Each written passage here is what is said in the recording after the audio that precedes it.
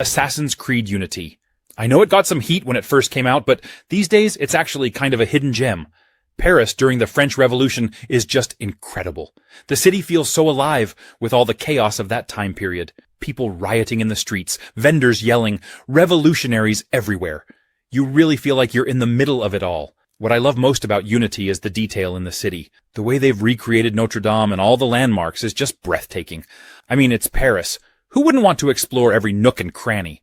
Arno, the main character, gives off that classic Assassin's Creed vibe, but he's a bit more relatable. He's got this personal revenge story going on, which feels pretty typical for AC, but with the revolution happening around him, it adds a lot more tension. And the whole romance thing with Elise, I thought it was a nice touch, gave the story more depth. And let's talk parkour. The parkour in Unity is easily the best in the series. It just feels so smooth.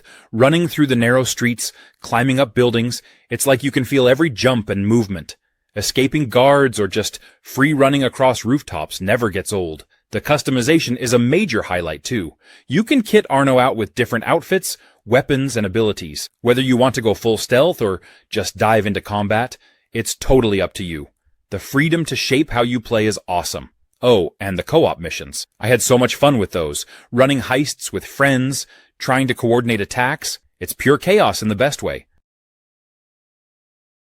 Skyrim. Where do you even start with a game like Skyrim? This game is just huge. It's one of those games that just keeps pulling you in, no matter how many times you've played it before. You boot it up thinking, I'll just play for an hour. And next thing you know, it's 3 a.m. and you're sneaking around in the Thieves Guild or fighting a dragon on top of a mountain. First off, the world. It's absolutely massive and it feels alive, from the snowy peaks of the Throat of the World to the rolling plains of Whiterun. Every part of Skyrim feels like it has its own story to tell, and the fact that you can go anywhere, do anything, it's such a freeing experience. Like, if you see a mountain in the distance, you can actually go there, and you never know what's going to happen along the way. Maybe you run into a giant, or you stumble upon some hidden cave with its own little quest line. It's just endless discovery. The combat, well, it's classic Skyrim. It's not about being super fancy or fast-paced, but it's about choice. You want to swing a giant axe? Go for it. Prefer sneaking around with a bow or dual-wielding daggers? Totally doable. Or maybe you want to go full wizard, summoning flames and raising the dead. Whatever your style, the game lets you play exactly how you want. And speaking of choice, the quests are insane. Sure, there's the main story about you being the Dragonborn with the whole saving the world thing. But honestly, the side quests are where it's at. You can get caught up joining the Dark Brotherhood and becoming an assassin, or leading the companions and becoming a werewolf. Need for Speed Unbound, a high-octane ride that throws you right into the heart of street racing with an unmistakable attitude. The focus is all about the thrill of the chase, the rush of the win, and the risk you're willing to take to make a name for yourself in a city that never stops moving. The gameplay is a perfect mix of adrenaline-pumping races, high-stakes police chases, and strategic planning. It's not just about crossing the finish line first, it's about how you get there. Do you take the riskier shortcuts, or do you play it safe and stick to the main road? Every race feels like a gamble, and the rewards always feel worth it. Winning is great, but outsmarting cops in a high-speed pursuit? That's a different kind of rush. Customization is where Unbound really shines. This game gives you the tools to create a car that's truly yours. It's not just about slapping on a coat of paint and calling it a day. You can tweak, upgrade, and style your ride to match your vibe. Whether you're going for sleek and stealthy or loud and flashy, the options feel endless, and every adjustment makes your car feel like an extension of your personality. The races are intense and unpredictable, with a variety of events that keep things fresh. There's a sense of progression that feels earned as you climb the ranks, build your rep, and unlock better rides. The competition is fierce, but that's part of the fun. The game is a love letter to speed, style, and rebellion.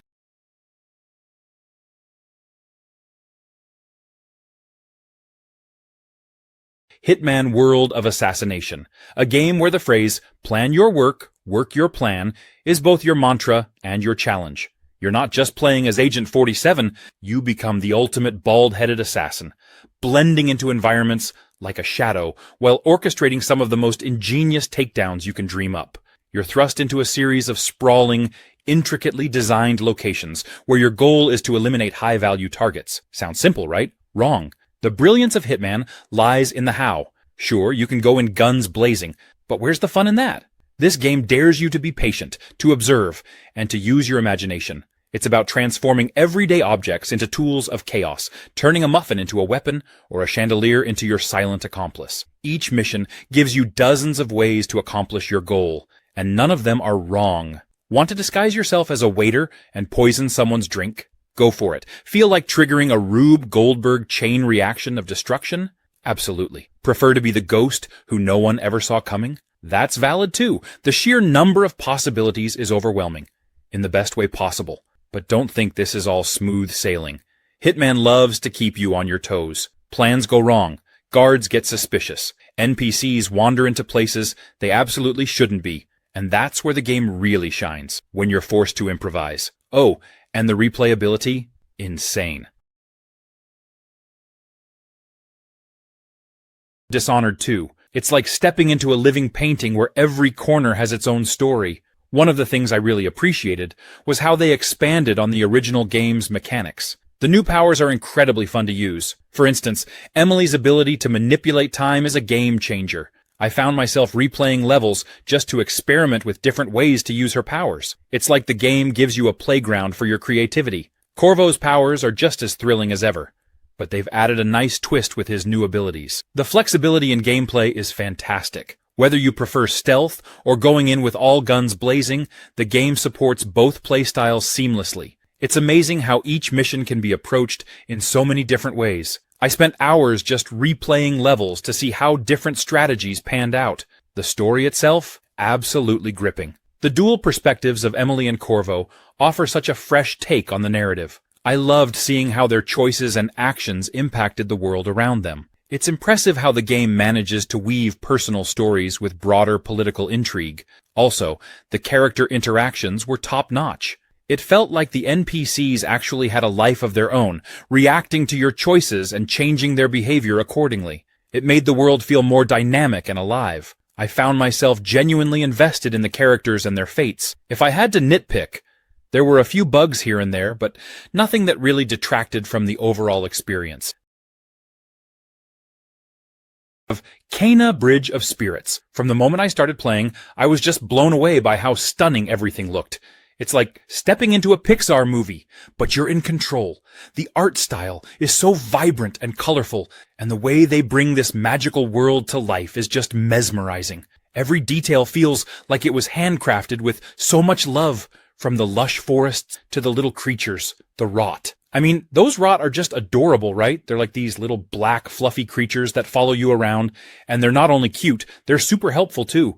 The gameplay, though, man, that's where it gets really fun. It's got that action-adventure feel, with some Zelda-like puzzle-solving and exploration. The combat is super smooth, and the combination of your staff attacks and the rot helping you out is such a cool mechanic. I loved how you can use the rot to distract enemies or empower your attacks. And the way the game gradually gives you new abilities keeps things fresh.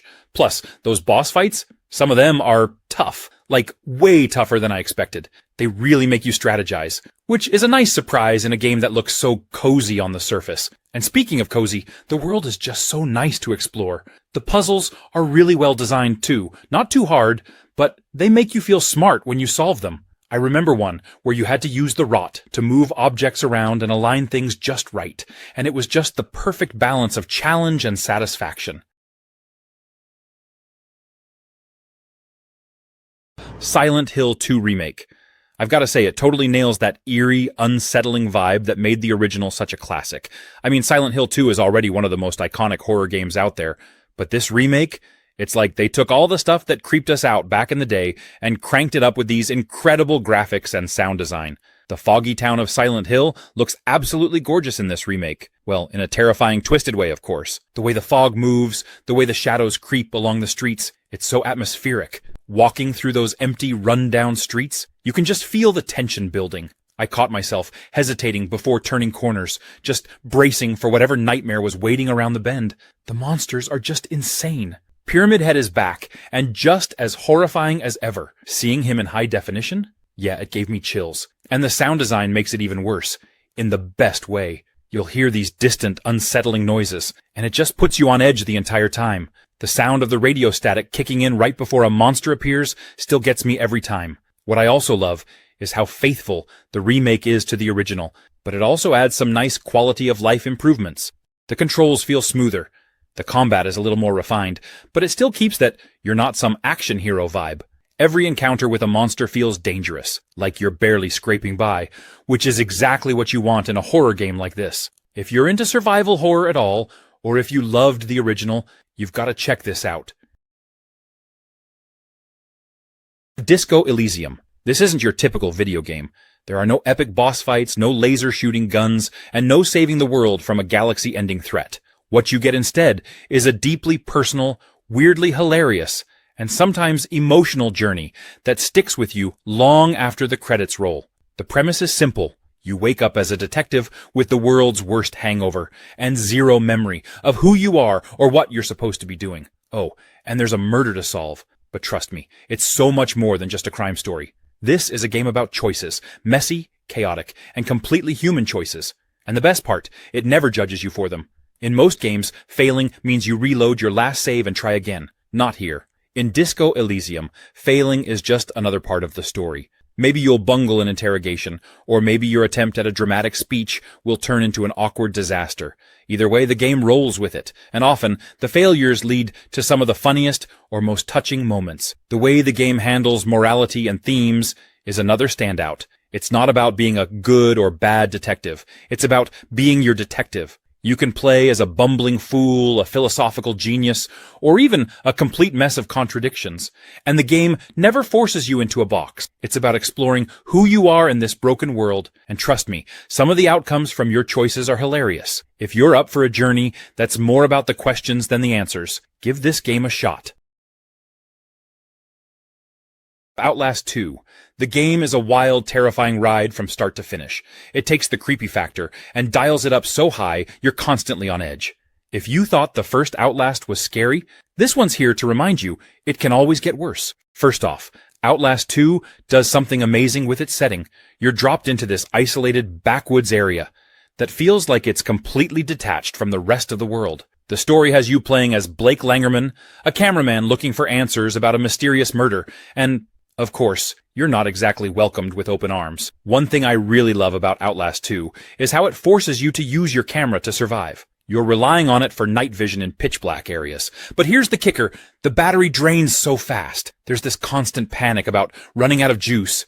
And when you hear something moving in the darkness, that dread just skyrockets. It's a beautiful kind of torture. Honestly, the camera itself feels like a character because you're always thinking about it, babying it, just hoping the battery lasts through the next nightmare. And when the camera dies in a dark place, pure terror. But it's not just about being scared. Outlast 2 does such a great job at making you feel helpless. There's no fighting back, no weapons, no hero moment where you suddenly become this badass. Nope, it's all about running, hiding, and surviving. You have to pick your hiding spots carefully, crouch through cornfields, dive under beds, and hope nobody finds you. Every noise feels like a threat. Demon's Souls. The world of this game is jaw-dropping, especially in the remake for the PS5. You step into this dark, eerie kingdom of Boletaria, and right away, the atmosphere pulls you in. Each area has this unique vibe, from creepy, foggy swamps to towering castles and fiery caverns. One thing that really stands out in Demon's Souls is how it doesn't hold your hand at all. There's no big tutorial here. Just you, your sword, and the mystery of Boletaria. That might sound intimidating, but honestly, it's what makes this game so memorable. You're learning as you go, and every little discovery feels like a personal victory. And when you finally figure out a tricky pattern or beat a boss that felt impossible, that's one of the most satisfying feelings in gaming. And speaking of bosses, Demon's Souls has some of the best. Each one is unique, creepy, and requires you to stay on your toes and really study their moves. You'll probably get your butt kicked a few times or a dozen times, but that's okay. It's all part of the fun. Each boss fight feels like a grand event. There's this tension in the air, and you're just waiting to see what insane move they're going to throw at you next. But when you finally bring one down, the victory feels so sweet, like you've just accomplished something epic. The game's mechanics are simple, but feel just right. It's not about flashy combos or crazy powers. It's about timing, patience, and learning from every mistake. The Division 2. It's like someone took the best parts of a cover-based shooter, mashed them up with RPG elements, and then dropped it all into a beautifully detailed, post-apocalyptic Washington, D.C. So the setup is simple. The world's gone sideways, and it's your job to bring some order to the chaos. You're an agent of the Division, a group of super-trained operatives trying to hold everything together. But honestly, the real fun isn't in saving the day. It's in exploring, strategizing, and slowly building yourself into an unstoppable force of nature. The game is all about cover-based strategy here. Running into a fight, guns blazing? Yeah, good luck with that. Instead, you're ducking behind cars, flanking enemies, and figuring out how to use your gadgets to outsmart the other side. And those gadgets? Absolute lifesavers. Turrets, drones, seeker mines. You've got a whole arsenal of futuristic toys to mess with, and they're all ridiculously fun to use. The enemies aren't just bullet sponges either. They're smart. They'll flank you, use cover, and coordinate to take you down. There's a real sense of satisfaction when you clear an area because you earned it. Every firefight feels intense and rewarding, especially when you're playing with friends. Speaking of which, co-op is where this game truly shines. Rolling into a mission with your squad, calling out targets and covering each other's backs, it's peak teamwork. Plus, there's something hilarious about your buddy panicking over the comms while you're casually tossing a healing grenade their way. The Witcher 3.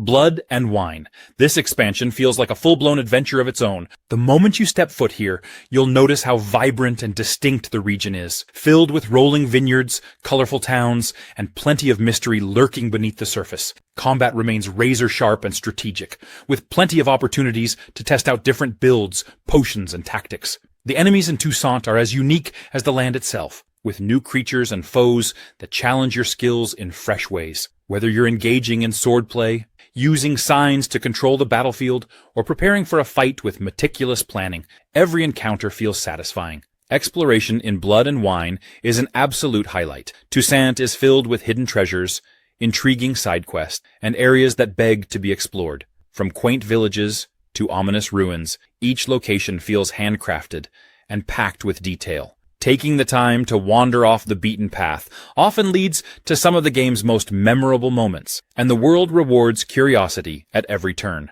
One of the standout features here is the attention to customization. Blood and Wine introduces new armor sets, upgrades, and even a personal vineyard that you can enhance. It's a small touch, but it adds a layer of connection to the world. Toussaint is a land that feels alive, brimming with charm, danger, and opportunities to immerse yourself in its world. It's the kind of expansion that reminds you why The Witcher 3 is considered one of the best RPGs ever made. Black Myth Wukong. You know, when I first heard about this game, I wasn't sure what to expect, but the moment I saw the gameplay, it completely blew me away. This game is such a breath of fresh air in the action RPG genre, blending Chinese mythology with some seriously stunning visuals. You can tell the developers at Game Science have poured their hearts into this project, and it really shows. The main thing that struck me was how alive the world feels. The environments are rich, almost dreamlike, with incredible attention to detail.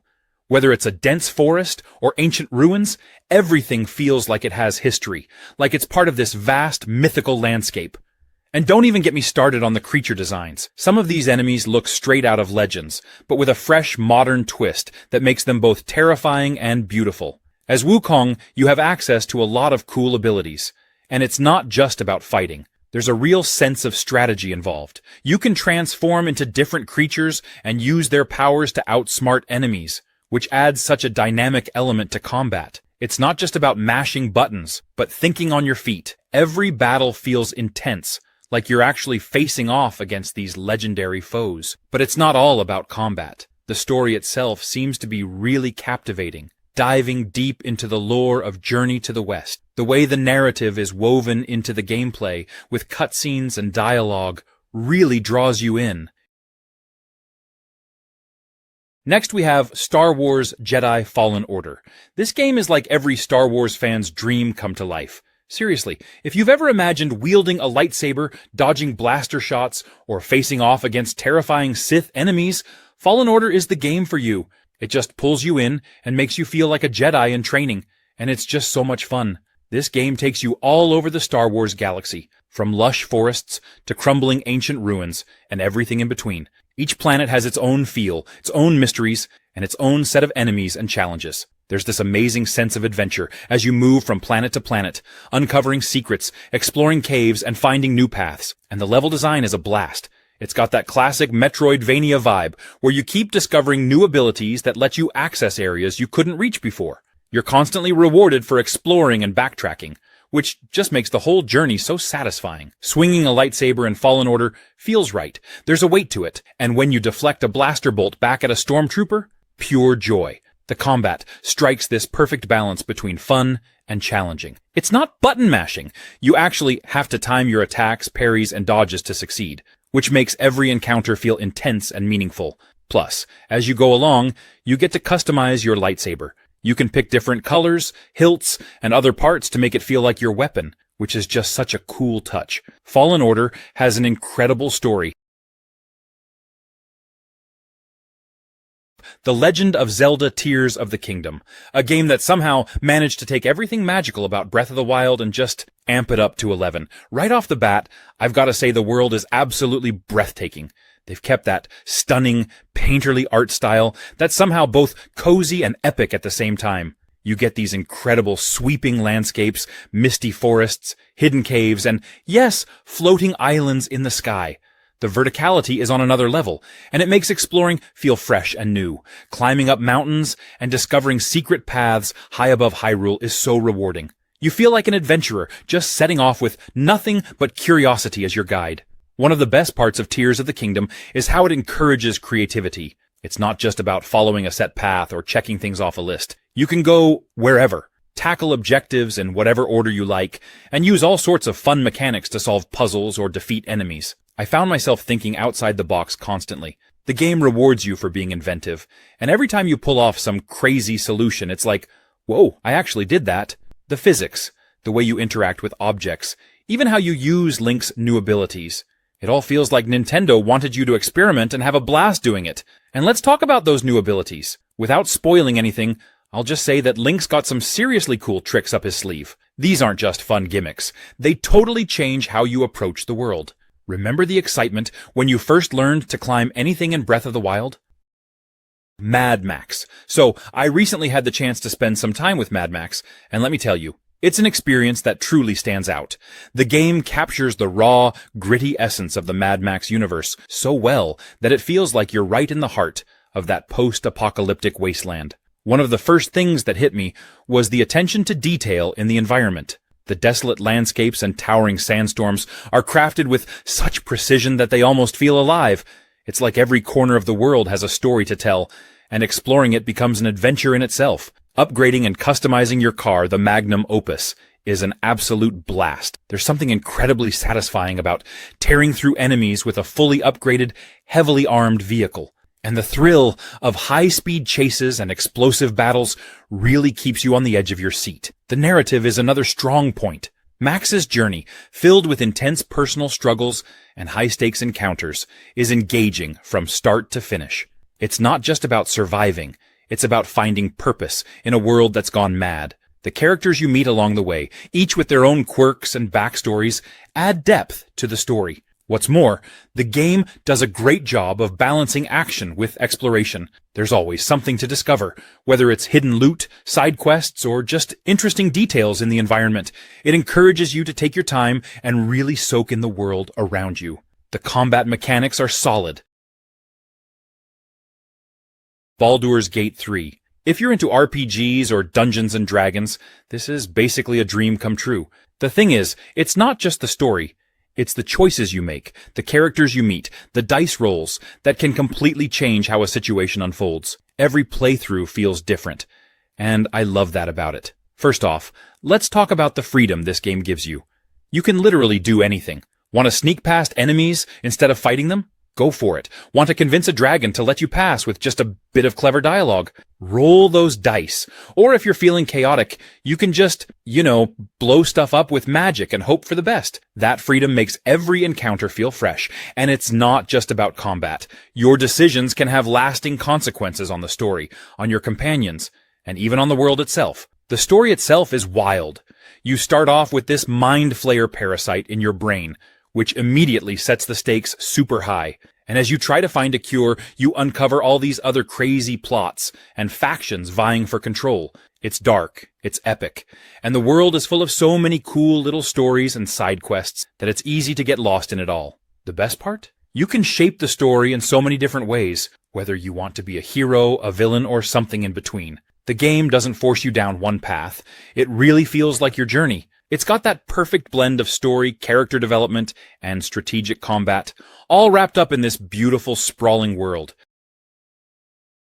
Infamous Second Son. It's such a great pick when looking back at favorite games, especially after all these years. It's one of those games that might not always get mentioned in the big best-of-all-time list, but for those who played it, it really leaves a lasting impression. The game came out as one of the earlier titles for the PS4, and honestly, it still holds up really well. You step into the shoes of Delson Rowe, a rebellious guy who suddenly gets these insane superpowers. What I love about the game is how good it feels to actually use those powers. Whether you're running up buildings, gliding through the air, or just wrecking shop with your abilities, the movement and action feel super smooth and fun. The game absolutely nails that sense of power, which, let's face it, is what we're all here for in a superhero-style game. Seattle is the backdrop for all the action, and they did such a good job with the city's vibe. It's not a carbon copy of the real Seattle, but it's got enough personality to feel alive, and the way the environment changes based on your actions is a nice touch. That whole dynamic, where your choices matter, whether you want to be a hero or lean into a more destructive, rebellious path, adds a layer of replayability. And honestly, both paths are equally fun. Infamous Second Son really nails that feeling of freedom, and the pacing keeps you engaged from start to finish. It's one of those games where you can easily lose hours just exploring, testing out your powers, and getting into epic showdowns with the game's enemies. Mafia 3. One of the first things you'll notice is how alive New Bordeaux feels. The game nails that late 60s vibe, and I'm talking about the music, the cars, the fashion, even the radio broadcast. It all feels authentic and pulls you right into that era. The city itself is beautifully crafted, with neighborhoods that feel distinct and packed with character. The gameplay is all about strategic takedowns, stealth, and taking control of the city piece by piece. Lincoln doesn't just kick down doors and take names. He's smart about his approach, and you get to choose how to tackle each mission. You can go in guns blazing, but sneaking around and taking out enemies quietly is just as satisfying. Plus, as you start to take control of different territories, you actually build your own little crime empire, assigning lieutenants and gaining perks that make Lincoln even more of a powerhouse. It's a cool twist that makes you feel like you're really shaping the criminal landscape of New Bordeaux. One thing I personally loved about Mafia 3 is how it tackles some serious themes. The game doesn't shy away from the realities of the time. There's racism, corruption, and all kinds of hard truths woven into the storyline. It makes Lincoln's journey feel so much more impactful. You're not just going on missions for the sake of gameplay. You're stepping into his shoes, experiencing the highs and lows, and feeling the weight of what he's fighting for. It gives the story a level of depth that you don't always see in open-world games. Resident Evil Village. Another game that could have easily taken the Game of the Year title, but somehow didn't. And honestly, that's kind of surprising because when Village dropped, it felt like Capcom had found the perfect balance between horror, action, and just downright weirdness. One of the standout things about Resident Evil Village was how it mixed elements from both Resident Evil 7 and the more action-heavy style of Resident Evil 4. You had the creepy, atmospheric horror from 7, but then they threw in these larger-than-life characters and set pieces that screamed RE4, Lady Dimitrescu. Instantly iconic. She had the internet buzzing for months before the game even came out, and her castle felt like this throwback to the gothic vibes of older Resident Evil games. But what made Village special was how it didn't stick to just one type of horror. Each section of the game felt different. You had survival horror with limited resources in some areas, and then you'd go into full-on action mode with tons of firepower in others. And let's not forget the Beneviento house. That whole part was straight-up nightmare fuel. It felt like Capcom was experimenting with different horror subgenres, and for the most part, it totally worked. There was also the story. Resident Evil games have always been known for their over-the-top plots, and Village didn't disappoint in that regard. 2021 was a tough year for competition. It Takes Two ended up winning Game of the Year, and while it's a great game, it's a totally different vibe. BioShock Infinite. This game had a huge amount of hype before its release, and when it finally came out, some people loved it, and others felt it was a step down from the more atmospheric and horror-focused tone of the first two games in the series. One of the big reasons it got some backlash was that it moved away from the darker, more claustrophobic setting of Rapture to the bright, floating city of Columbia. Instead of lurking around creepy corridors, you're soaring through the sky on rails, fighting in these grand, open environments. That change in tone didn't sit well with some players who were hoping for the same intense, eerie vibes they got in the original BioShock. The combat also shifted to be a lot more fast-paced and action-heavy, which wasn't everyone's cup of tea. Some fans missed the slower, more strategic approach of the earlier games, and they felt like Infinite was a little too much like a standard first-person shooter. The introduction of Elizabeth as an AI companion, while praised by many for how well she was integrated into gameplay, also rubbed some players the wrong way, feeling like it made the game more linear or scripted. Yeah, it's different from the first BioShock, but that doesn't mean it's bad. In fact, it's bold for even daring to be so different. It tells a complex, layered story that's still talked about today, and while the gameplay might be more action-heavy, it's polished and engaging. So while BioShock Infinite has its detractors, it's absolutely worth playing. Call of Duty Modern Warfare 2. It takes everything Call of Duty is known for, fast-paced combat, intense firefights, and cranks it up to the max. This game isn't just about quick reflexes. It's about living out those high-stakes, cinematic moments that you'd normally only see in movies. Modern Warfare 2 is probably one of the most memorable campaigns in the whole Call of Duty series. What I love about the campaign is how well it balances action with quieter, suspenseful moments. It's not just non-stop explosions and chaos, though there's plenty of that. There are also these more thoughtful moments, where you have to rely on stealth, tactics, or just careful observation. It's a cool change of pace, and it makes those big, explosive moments hit even harder. Plus, the story is packed with memorable characters. You'll see some familiar faces like Soap and Captain Price, and the chemistry between them is fantastic. It's like being in an action movie, where every character has their own vibe, and you end up feeling genuinely invested in what happens to them. This campaign is really clever about mixing things up, so you're never doing the same thing twice. There's a little bit of everything. Stealth missions, full-blown shootouts, and even some sequences that almost feel like puzzles, where you have to think about how to use the environment to your advantage. Every mission has its own personality, and each one is designed to keep you engaged and constantly adapting to new situations. It's the kind of game where you never know what's coming next. Marvel's Spider-Man 2. If you loved the first two games, get ready to have your mind blown, because this sequel takes everything up a notch. It's got all the web-swinging, action-packed, open-world goodness from the first game, but with some seriously awesome upgrades that make you feel even more like Spidey. First off, swinging through New York again? Man, I could do that for hours. The way they've refined the web-swinging mechanics is just so smooth. You're gliding through the city, flipping between skyscrapers, and pulling off crazy mid-air tricks. There's this new web glider thing that lets you cover so much ground so fast. It's like Spidey's flying, and it's the best feeling when you're cruising over Central Park or zipping through tight alleyways. It makes you feel unstoppable, and you'll never want to use fast travel. And this time, you get to switch between Peter and Miles, which is a game changer. Both of them have their own fighting styles and unique abilities, so it never feels repetitive. Peter's got his classic gadgets, but now he's also rocking those symbiote powers that just feel brutal. You can really feel the strength when he's using them. It's like he's just tearing through enemies. And then you've got Miles, who's all about that flashy Venom energy. I loved how you could seamlessly switch between them, depending on the mission or just how you wanted to play. The combat, too, has been seriously upgraded. It's fast, fluid, and makes you feel like you're choreographing these epic battles.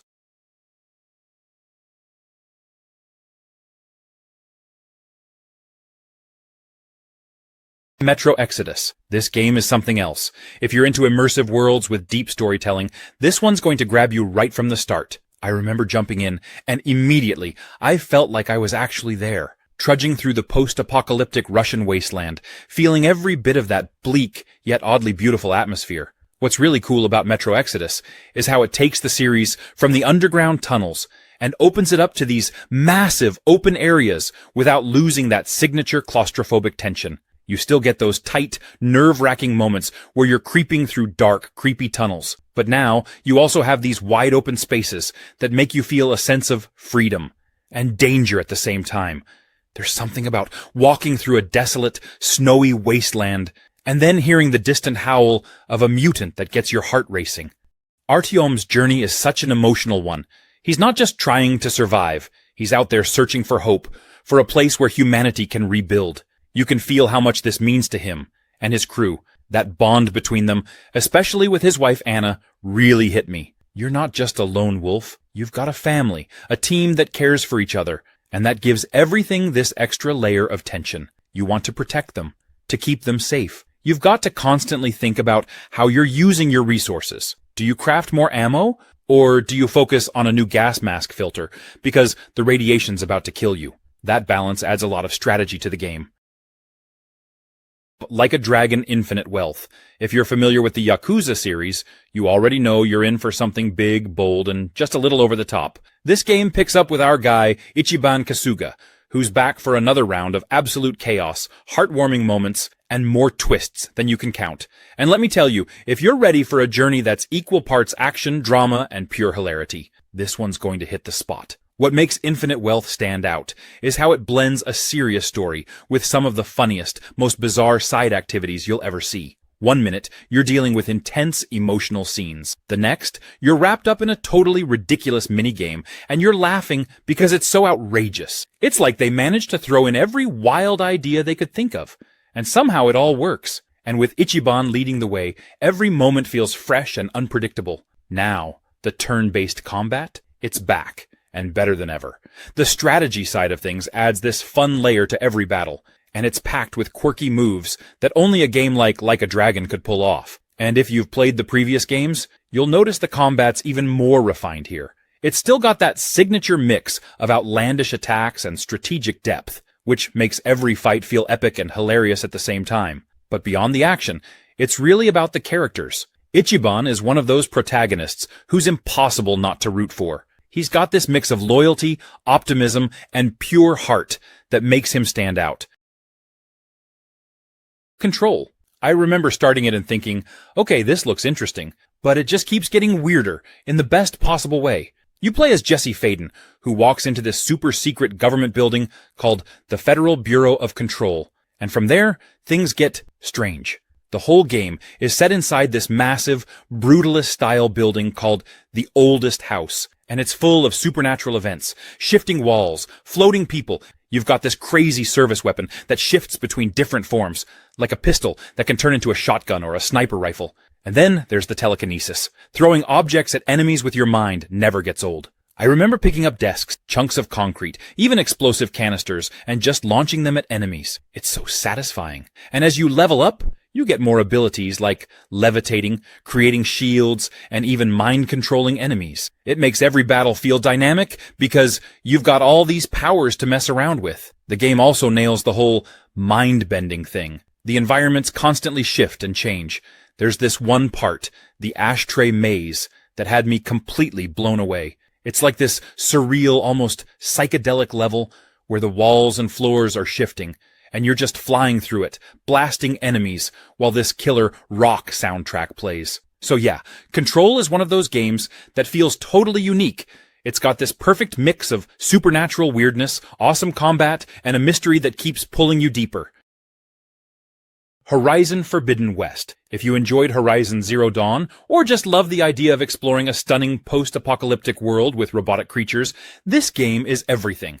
It takes what made the first game so special and cranks it up even further. First off, the world is absolutely breathtaking. We're talking lush forests, sweeping deserts, misty mountains, and mysterious ruins, all packed with color and life. Every time you step into a new area, it feels like you're on an epic journey, and you can just feel the love that went into designing this world. It's one of those games where you'll find yourself stopping just to admire the views. The combat is even more intense than before. You're still going up against these awesome robotic creatures, but this time there's a lot more variety in how you can approach each encounter. You can try different strategies, depending on the creature type, use traps, experiment with elemental effects, or even override certain machines to turn them into allies. It makes every fight feel unique, especially since the machines have such varied designs and behaviors. Oh, and the underwater sections? They're gorgeous, and actually add a whole new layer to the game. Now, diving into lakes and exploring submerged ruins is part of the adventure, and it's so well done. It makes the world feel even bigger and more dynamic, because you're not just stuck on land anymore. Horizon Forbidden West is a perfect mix of action, exploration, and storytelling. It's one of those games where you can spend hours just getting lost in side quests and exploring. Fallout 76. I know this game got quite a bit of heat when it first came out, but after all the updates and expansions, it's a totally different experience now. Trust me. Bethesda really put in the work here, and it shows. First off, if you're into Fallout for the whole post-apocalyptic vibe, Fallout 76 still nails that perfectly. You're out there exploring the ruins of West Virginia, which is way more beautiful than I expected in an end-of-the-world kind of way. The landscapes are huge and varied, with misty forests, eerie bogs, and even mountainous areas where you'll get a stunning view of the wasteland. Honestly, the setting is a character in itself. And yes, it's multiplayer, meaning you'll run into other players as you explore. But don't worry, it's not like some chaotic battle royale or anything. You can still choose to play mostly on your own, focus on your story quests, or even just wander around, soaking in the atmosphere. But having others around adds this cool element of unpredictability, like maybe you're all just hanging out around a campfire, or someone pops up to trade supplies. It makes the world feel more alive, which is pretty rare in the Fallout series. Speaking of camps, let's talk camp building, which might be one of my favorite parts of the game. You can set up your own little homestead anywhere in the wilderness, and then customize it however you want. I mean, some people have made full-on mansions out there, and I'm over here just trying to get my campfire going. It's like a mix of Fallout survival with Sims creativity. Watch Dogs 2. This one is so different from the first game, in a good way. I remember being kind of underwhelmed with the original Watch Dogs. Aiden Pierce, the protagonist, felt a bit too broody. And while the hacking mechanics were fun, the game just didn't have that spark. Watch Dogs 2, though? Completely different vibe. First of all, Marcus Holloway, the main character, is such a breath of fresh air. He's charismatic, funny, and feels like a real person you'd want to hang out with. And his crew? The whole DedSec team is just this cool group of misfits, and they have this energy that's contagious. You can tell they actually care about what they're doing, which makes all those missions feel more personal. Speaking of missions, the open world in San Francisco is incredible. It's not just bigger than the original, but way more vibrant. You know how some open world games feel like they're just there to fill space? Not here.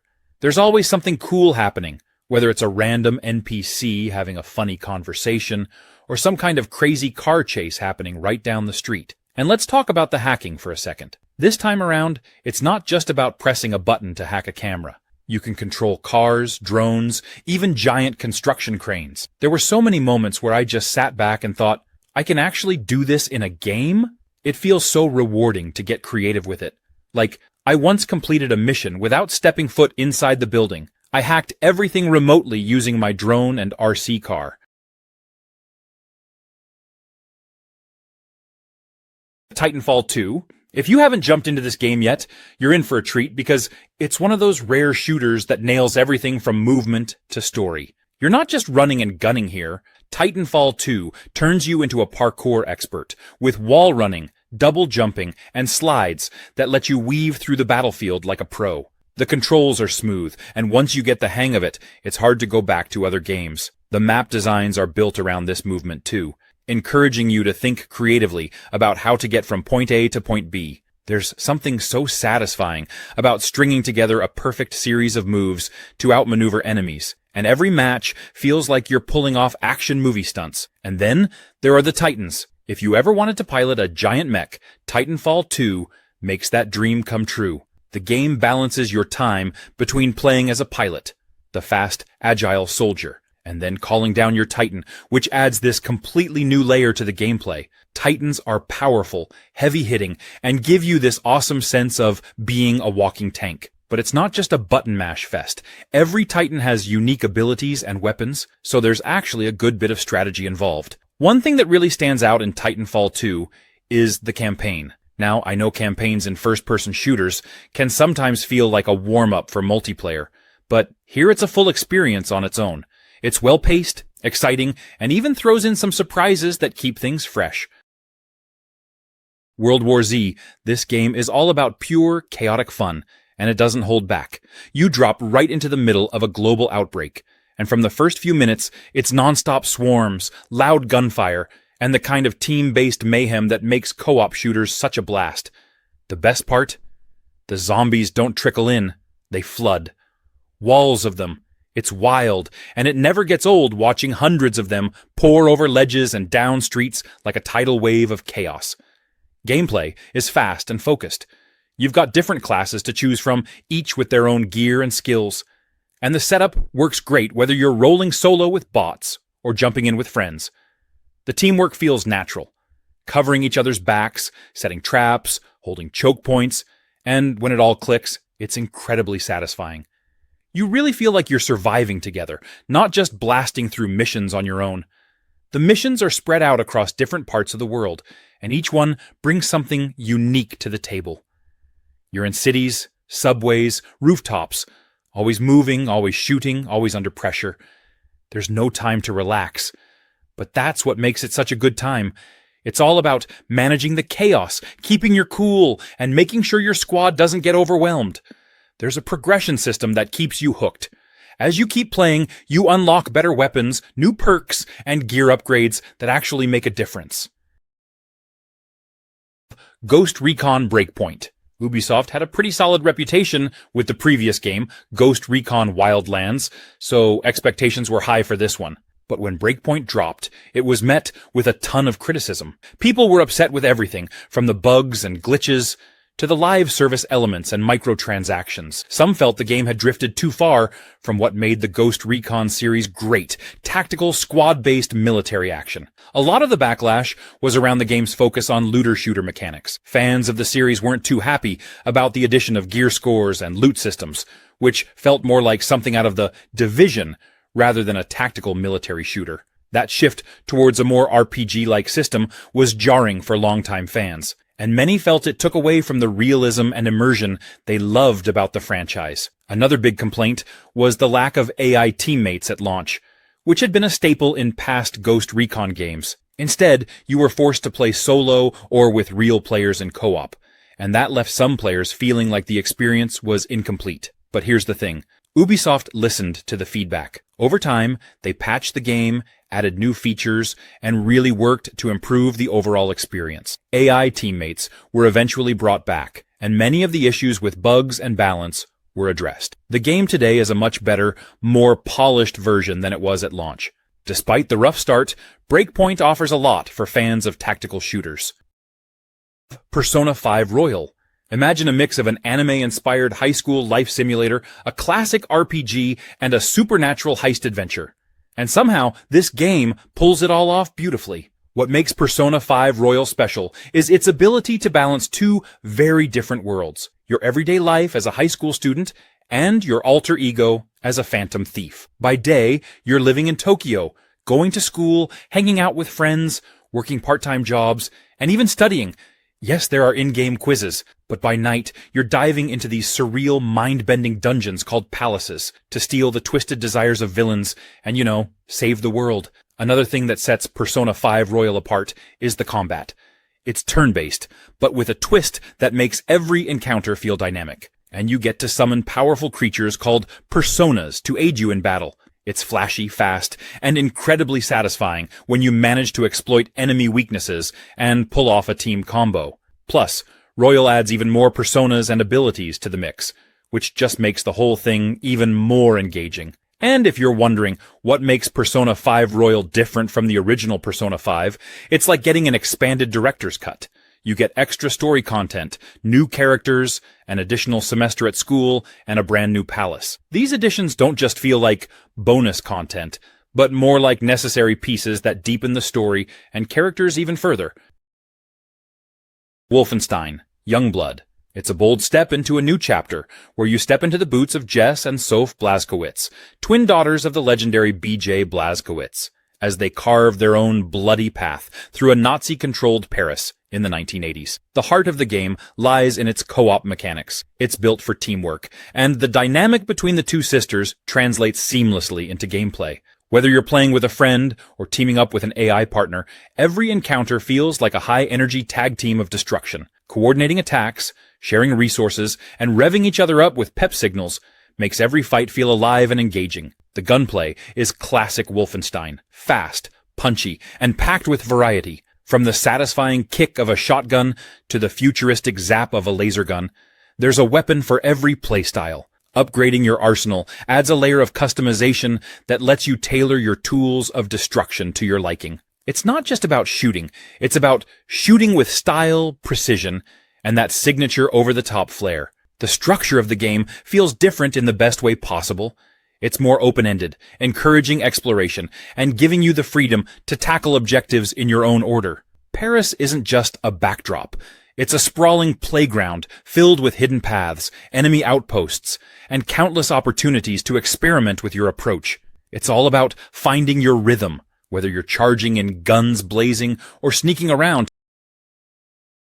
Avatar: Frontiers of Pandora. Now, I know a lot of us have waited years to see more of Pandora since the original Avatar movie. Whether you loved it for its visuals, the unique world, or just getting lost in this strange, immersive place. Well, here's the perfect excuse to dive back in and actually be in Pandora, not just watching it on a screen. The cool thing is, you're not just wandering around as a tourist. This is your home, and as you're exploring, you get this real sense of belonging. The way they've crafted the interactions with the world and other Na'vi characters just pulls you into the story. It's personal and really touches on that classic theme of connecting to nature, but on a whole new level. Combat-wise, it's balanced in a way that makes you feel powerful, yet still in tune with the environment. The Na'vi weaponry isn't just about brute force. It's more graceful, blending seamlessly with nature. It's not like you're there to destroy, but rather defend and protect, which gives a nice sense of purpose to every fight. And honestly, if you're into exploration, you're going to have a blast. Pandora's open-world setup lets you go off the main path, uncovering hidden spots that tell little stories of their own. It's the kind of game where you don't mind getting lost, because there's always something breathtaking to discover. So yeah, if you're looking for a game that's both visually stunning and has depth, give this one a shot. It's the kind of experience that'll stick with you long after you've turned off the console. Monster Hunter Wilds. You know that feeling when you step outside on a crisp, fresh morning and think, today's going to be epic? That's what this game delivers. Every single time you load it up. So here's the thing about Wilds. It's not your typical hack-and-slash fest, where you mindlessly take down monsters. Oh no, this is like survival camping meets adrenaline junkie. Imagine being dropped into these stunning, living ecosystems, where every step feels like you're part of something bigger. You're not just hunting monsters. You're living in their world. And let me tell you, it's their world. You're just a heavily armed visitor. The first thing that really hit me was how alive everything feels. Like you're walking through this dense forest, and you hear something rustling in the bushes. Your brain immediately goes into overdrive. Is it a tiny critter? A massive beast? Or worst of all, one of those sneaky predators that sees you before you see it? You're constantly scanning the environment, looking for tracks, droppings. Yes, droppings. This game makes you care about monster poop, or broken trees that scream, something huge came through here. And then, when you do find your target, oh man, buckle up. The monsters in Wilds are not here to make you feel like a hero. They're big, terrifying, and absolutely majestic in how they move and fight. One moment, you're feeling all smug, thinking, I got this. And the next, you're rolling out of the way as a winged nightmare tries to turn you into a pancake. Final Fantasy XVI. I wasn't sure what to expect going in because the series has gone through so many different styles, but this one really grabbed me right away. First off, the story got this darker, more mature vibe compared to some of the other Final Fantasy games. I love how it dives deep into political drama, with all these nations fighting over the power of the Econs. It feels like you're watching this epic medieval fantasy unfold. And speaking of Econs, man, those battles are insane. You've got these massive cinematic showdowns between these godlike creatures. The scale of it all is just jaw-dropping. Plus, the real-time combat system. It's smooth, it's fast, and it's so satisfying when you pull off these combos and juggle enemies mid-air. I think that shift away from the turn-based combat really helps the game feel fresh, you know? Now, the world of Valisthea is stunning. Everywhere you go, the landscapes just pull you in. From vast deserts to lush forests, it's one of those worlds that begs to be explored. I found myself constantly stopping to just take in the view. The towns and cities feel lived into each. One has its own vibe, and I loved talking to NPCs and learning more about the world's lore. Plus, the side quests, they actually have depth. It's not just go fetch this or kill that, but instead, they give you more context about the world and characters, which I always appreciate.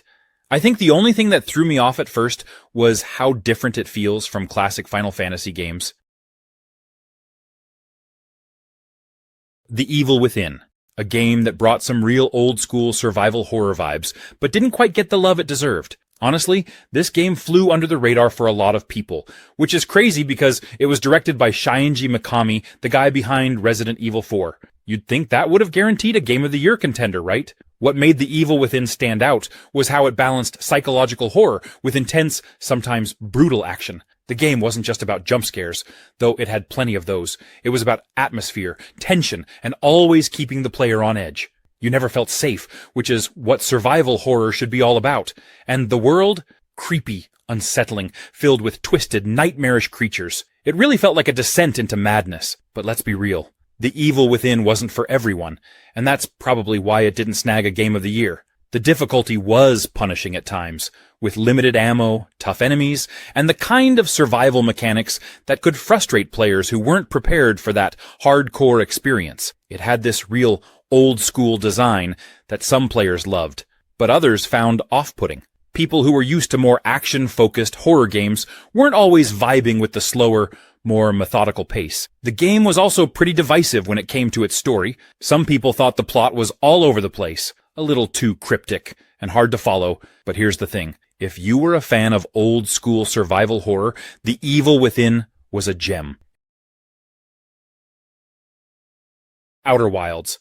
This game is all about exploring the unknown, and it really leans into that feeling of pure discovery. You're a new astronaut, part of this tiny space program from a small, cozy alien race, and you're launched out into space with nothing but your ship and a lot of questions. And I mean a lot of questions. What's so cool about Outer Wilds is that it doesn't handhold or push you in any specific direction. You have this whole solar system to explore, and every single planet is like its own character. Each place is unique, with strange environments, hidden stories, and mysteries that just pull you in. You land somewhere, start exploring, and immediately find yourself getting wrapped up in something unexpected. The sense of wonder in this game is unreal. I mean, you'll be cruising along and suddenly you're uncovering secrets that are far bigger than you'd expect. There's something magical about wandering into these ancient ruins or discovering strange technologies from a long-lost civilization. And as you piece things together, you start to understand that every single mystery is connected, which is honestly so satisfying. One of my favorite things is how much Outer Wilds makes you feel like a real explorer. There's no combat or big flashy objectives. It's all about curiosity. Every time you figure something out, it feels like a little victory, and the game respects that you're smart enough to connect the dots on your own. Another thing is the time loop. It's such a unique mechanic that gives the game this sense of urgency, but without being punishing. Lies of P. It's one of those games that takes a classic story and flips it into something totally unexpected. I mean, a dark, twisted version of Pinocchio? Who saw that coming? From the moment I started playing, I knew this wasn't going to be the fairy tale we all grew up with. Instead, it throws you into this grim, steampunk world where everything feels eerie and dangerous. The atmosphere is on point. There's this constant tension in the air, like you're never quite safe, even when you're just walking through a quiet alley. The game wears its inspirations on its sleeve, and if you've played Bloodborne or Dark Souls, you'll feel right at home here. The combat is that familiar, deliberate style, where every swing of your weapon matters, and timing is everything. But Lies of P adds its own twist with the weapon customization system. You can mix and match blades and handles to create your own combos, which gives you a ton of freedom to experiment with different builds. It's honestly so satisfying when you find a combination that just clicks with your playstyle. The enemies are no joke. Each one feels like a real threat, and you can't just rush in and expect to button mash your way through. You've got to be patient, learn their patterns, and strike when the moment is right. And the bosses? They're some of the most intense encounters I've had in a while. Every time I thought I was getting the hang of things, a new boss would come along and completely wreck me. But in the best way. It's that feeling of frustration followed by pure joy when you finally take them down. If you're into challenging combat, Lies of P is definitely worth your time. Assassin's Creed Odyssey. If you're looking for an epic adventure with a massive open world, incredible history, and a touch of Greek mythology, Odyssey is basically a dream come true. One of the coolest things about Odyssey is that it really puts you in control. Right from the start, you get to choose between playing as Alexios or Cassandra, two mercenaries with their own distinct styles and personalities. Combat in Odyssey also feels really satisfying. It's more refined and fast-paced compared to earlier Assassin's Creed games, with a bit of a superhero flair. You've got all these cool abilities that you can unlock, like the famous Spartan kick, which never gets old, by the way. There's something so satisfying about running into a fight, taking on a bunch of soldiers, and just kicking someone off a cliff. And if you're a fan of the classic stealthy approach, you can still sneak around, picking off enemies quietly. The game really lets you play however you want, whether you're a full-on warrior or a shadow in the night. Oh, and the naval combat is back. Sailing across the open sea in your very own ship is a blast, especially with the beautiful Greek coastline all around you. You can recruit crew members, upgrade your ship, and even customize it with different weapons and abilities. There's something so epic about steering your ship into battle, firing arrows, and ramming enemy vessels while your crew belts out sea shanties. It's just pure adventurous fun. The game world is massive. We're talking endless mountains to climb. Resident Evil 6, probably one of the most controversial entries in the Resident Evil series. When it came out, a lot of longtime fans were really disappointed, and it got a ton of hate for straying too far from the classic survival horror roots. One of the big criticisms was that it tried to do too much. The game had 4 separate campaigns, each with its own tone and gameplay style. You had Leon's campaign, which felt more like the traditional Resident Evil survival horror, but then you had Chris's and Jake's campaigns, which were full-on action shooters. It left some players feeling like the game had an identity crisis. It wasn't sure if it wanted to be horror or action, and that split the fanbase. But here's the thing. Resident Evil 6 isn't a bad game.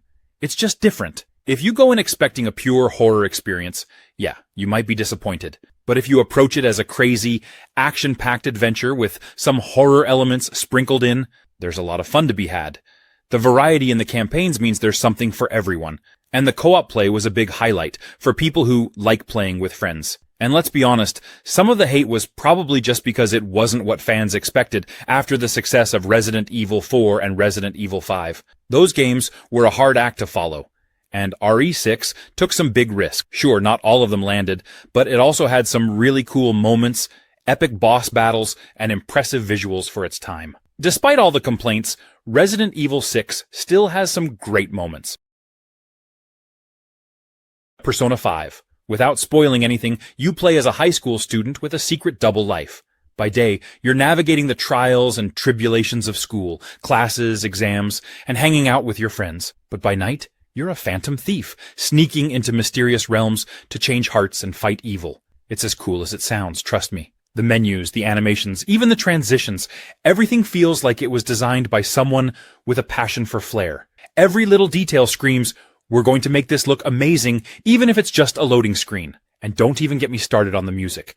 The jazzy soundtrack is the kind of thing you'll be humming for weeks after you play. And the gameplay. It's this perfect blend of turn-based combat and life simulation, and somehow it works beautifully. One moment you're strategizing in these gorgeous, surreal dungeons, pulling off stylish combos and unleashing your personas, which, by the way, are basically manifestations of your inner psyche. The next, you're deciding how to spend your free time. Do you study for your next exam? work a part-time job, or go out for ramen with your friends. The balance between these two sides of the game is just chef's kiss. What I love most, though, is how Persona 5 makes everything you do feel meaningful. Spending time with your friends, called confidants, isn't just fun, it also gives you bonuses in battle. Doing well in school or working a part-time job helps you build skills that open up even more opportunities. Even the smallest choices feel like they matter.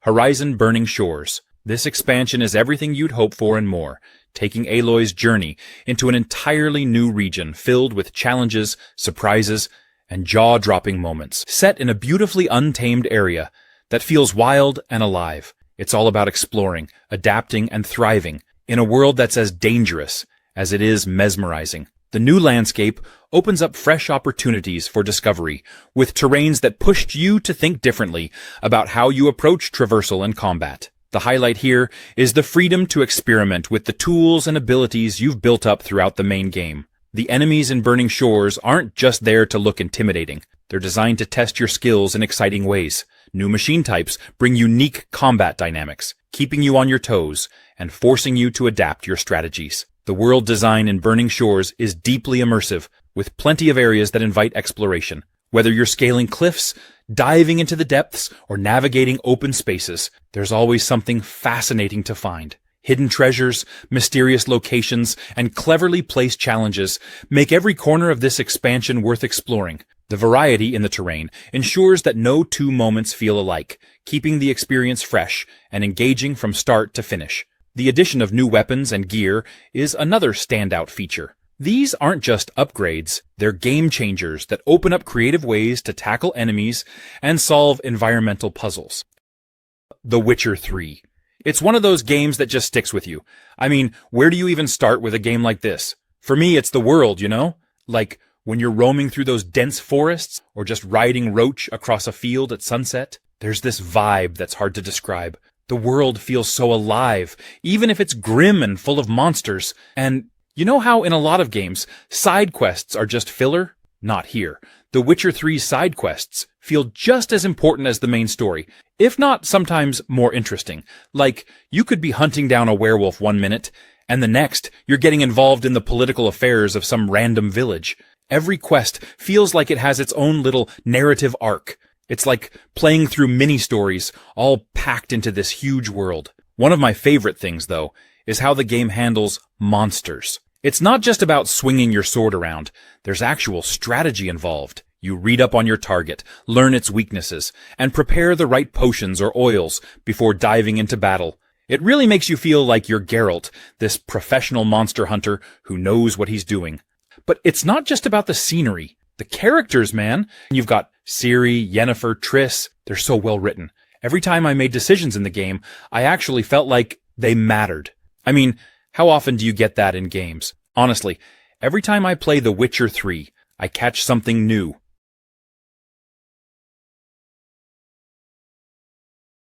Atomic Heart. From the moment you jump into this weird, retro-futuristic Soviet world, you can tell you're in for something totally different. The whole vibe of the game is what grabbed me first. It's like if BIOSHOCK and Half-Life had this crazy alternate reality baby. The setting just pulls you in right away. Everything's all shiny and utopian on the surface, but you can feel this eerie tension creeping in. Like something's definitely not right here. The aesthetics? Absolutely stunning. It's got this whole 1950s retro sci-fi look, but it's set in this alternate version of the USSR where technology advanced in these weird, unsettling ways. Robots everywhere. And they're not your friendly, helpful kind either. As you're exploring, you've got this constant sense of, okay, when's the next crazy thing gonna try and kill me? It keeps you on edge, but in a fun way. Combat is intense, but super satisfying. You've got all these cool weapons, and then you mix in these crazy powers you can use with your left hand. It's like you're blasting enemies with a shotgun in one hand while using telekinesis or freezing them with your other hand. The mix of gunplay and abilities just feels so smooth and fluid. And let me tell you, when you finally master the combo system, you feel like a total badass. The enemies are really something too. You've got these creepy humanoid robots with weird, unsettling movements, and then there are the more bizarre, out there designs that look like something out of a fever dream. Sniper Elite 4. It's set in World War II Italy, and let me tell you, it's way more than just a standard shooter. This game actually has you thinking, planning, and sneaking around, which makes it so much more engaging than just running and gunning. It's a nice change from the darker, grittier locations. There's this real sense of place, like you're actually on these missions behind enemy lines. You can even explore different routes and vantage points, so every mission feels open-ended. It's not a game that tells you, go here, do this. You have the freedom to get creative with your approach. Now, the big star of Sniper Elite 4 has to be the sniping itself. I mean, there's a reason Sniper is in the title. The sniping mechanics here are awesome. The game takes everything into account, distance, wind, even gravity, so every shot feels earned. And then there's that iconic X-ray cam. When you land a perfect shot, the camera follows the bullet in slow motion, and you get this X-ray view of it ripping through your target. It's kinda gruesome, but also so ridiculously satisfying. You know they nailed the shot mechanics when you can feel the weight of each shot. It's like a mini celebration every time you get it just right. But Sniper Elite 4 isn't just about staying a mile away from enemies and picking them off one by one. It's a full-on stealth experience. You have to be smart about where you go, how you hide, and how you move around. You can use the environment to mask your shots, like firing when a plane goes overhead or when a generator is making noise. It makes you feel like a real sniper. Dragon's Dogma 2.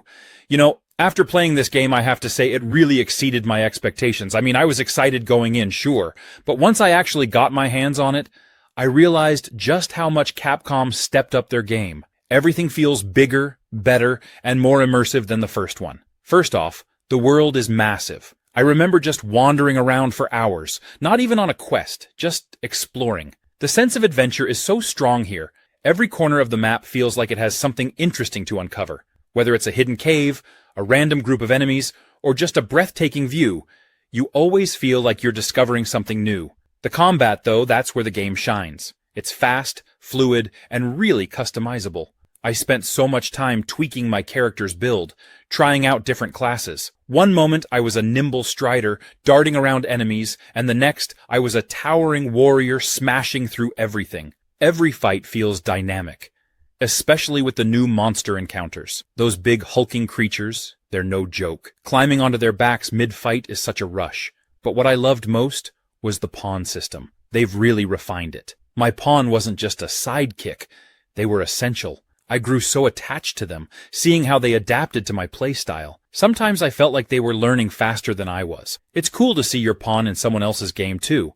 I got some great items because other players were borrowing mine and leveling them up. Final Fantasy VII Rebirth. If you played Final Fantasy VII Remake, you're already familiar with the epic world and characters, but Rebirth just takes everything up a notch. Midgar was this dark, gritty industrial setting in Remake, but Rebirth opens things up. You get to see more of Gaia, explore lush forests, massive plains, and mysterious ruins that feel like they're hiding 1,000 secrets. And then there's the combat. Oh boy, if you thought the battles in Remake were good, Rebirth steps it up. It's still that real-time, action-packed combat system, but everything feels smoother and more refined. Switching between characters mid-battle is seamless, and they each bring something totally unique to the table. Cloud's powerful sword slashes, Tifa's quick martial arts, Barrett's massive gun arm. Everyone has a role, and you get to experiment with strategies that make every encounter exciting. And the materia system is back, so you're constantly tweaking your setups, figuring out the best combos for each fight. Oh, and the bosses? Unreal. Square Enix did not hold back. Each boss feels like its own mini-movie, with incredible animations, massive attacks, and a level of intensity that keeps you on the edge of your seat. And it's not just about the challenge. Each boss battle feels personal, like you're part of something epic. And the summons, summoning Ifrit, Shiva, or one of the other iconic Final Fantasy summons, just feels so satisfying. They show up, wreck shop, and leave you thinking, yep, that's why I love Final Fantasy. Marvel's Spider-Man Miles Morales. This game is just pure fun. I thought Insomniac nailed it with the first game, but playing as Miles? It's like they cranked up the cool factor. From the moment you start swinging through the city, you feel that difference in Miles' style compared to Peter. He'd got that younger, more energetic vibe, and the way he moves those little spins and tricks mid-swing just makes it so satisfying to swing around New York. The story got so much heart. You can really feel the weight on Miles's shoulders, trying to live up to Peter's legacy, while figuring out what kind of Spider-Man he wants to be. He's got this personal connection to Harlem, too, and that adds a really nice, grounded layer to everything. It's not just about saving the city. It's about protecting his community, his friends, his family. I felt way more connected to his journey because of that. Plus, the combat is so slick. Those venom powers, absolute game changers. It never got old to just zap a group of enemies with a venom punch and watch them go flying, and combining that with his stealth abilities made for some really fun, creative fights. I'd go from sneaking around, taking out enemies one by one, to just leaping into the fray and unleashing chaos with his electricity. The combat just flows so well, and it's super satisfying to pull off those combos. Even though it's a shorter game compared to the first one, I honestly didn't mind. It felt like the perfect length for Miles's story, and I loved every second of it. Elden Ring Shadow of the ERDTREE.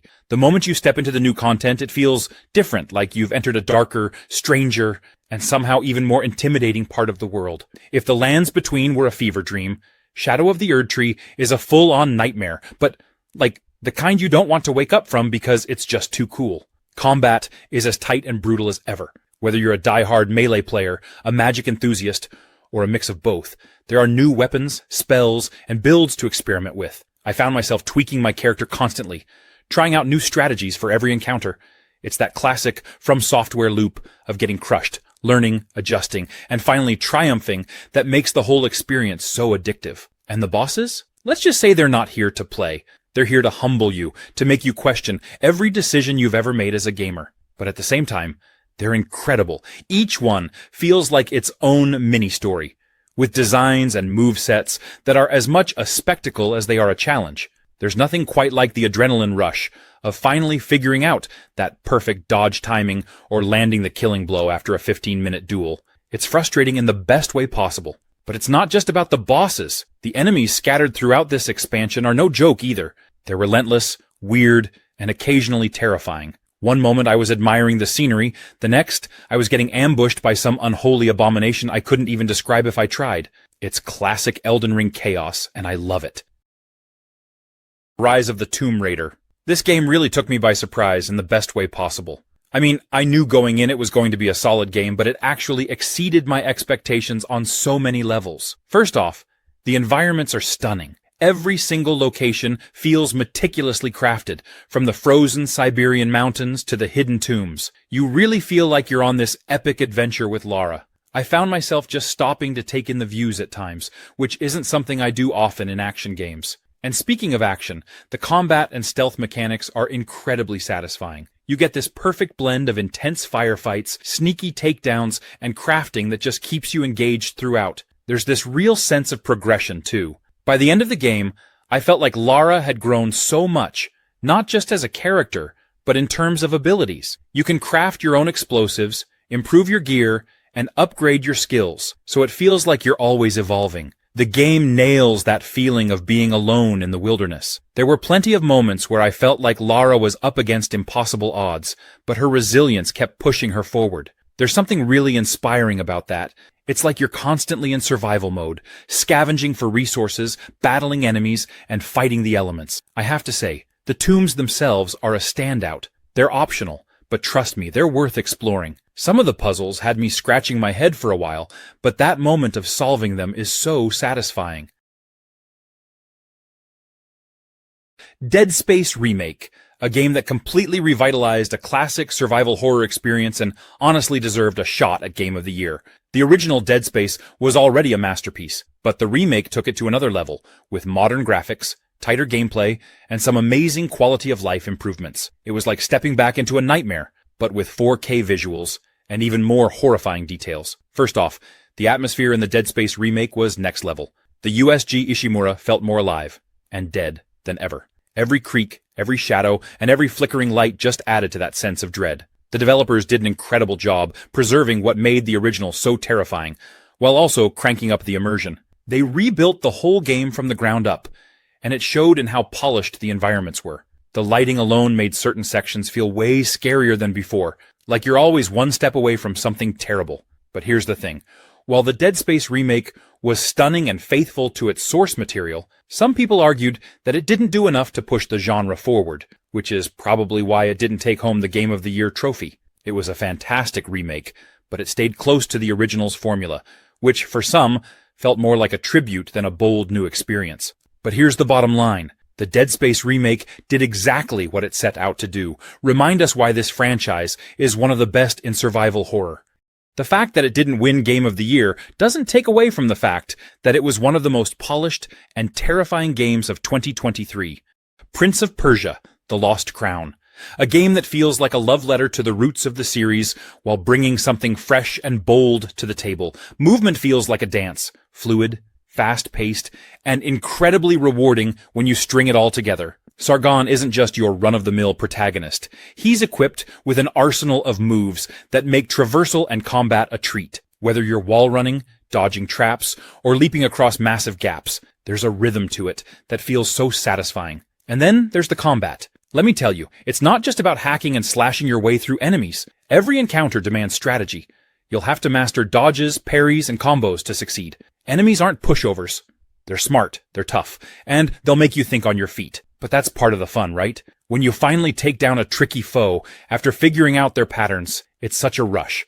One thing that stands out about The Lost Crown is how it balances exploration and combat. The world is layered with secrets and challenges that encourage you to look beyond the obvious. It's not just about moving from point A to point B. It's about figuring out how to get there, what's hidden along the way, and how to overcome obstacles that aren't always straightforward. The game constantly rewards curiosity, and every time you uncover something new, it feels like a win. Speaking of obstacles, the puzzles in this game are no joke. They're clever, varied, and so satisfying to solve. Star Wars Battlefront 2.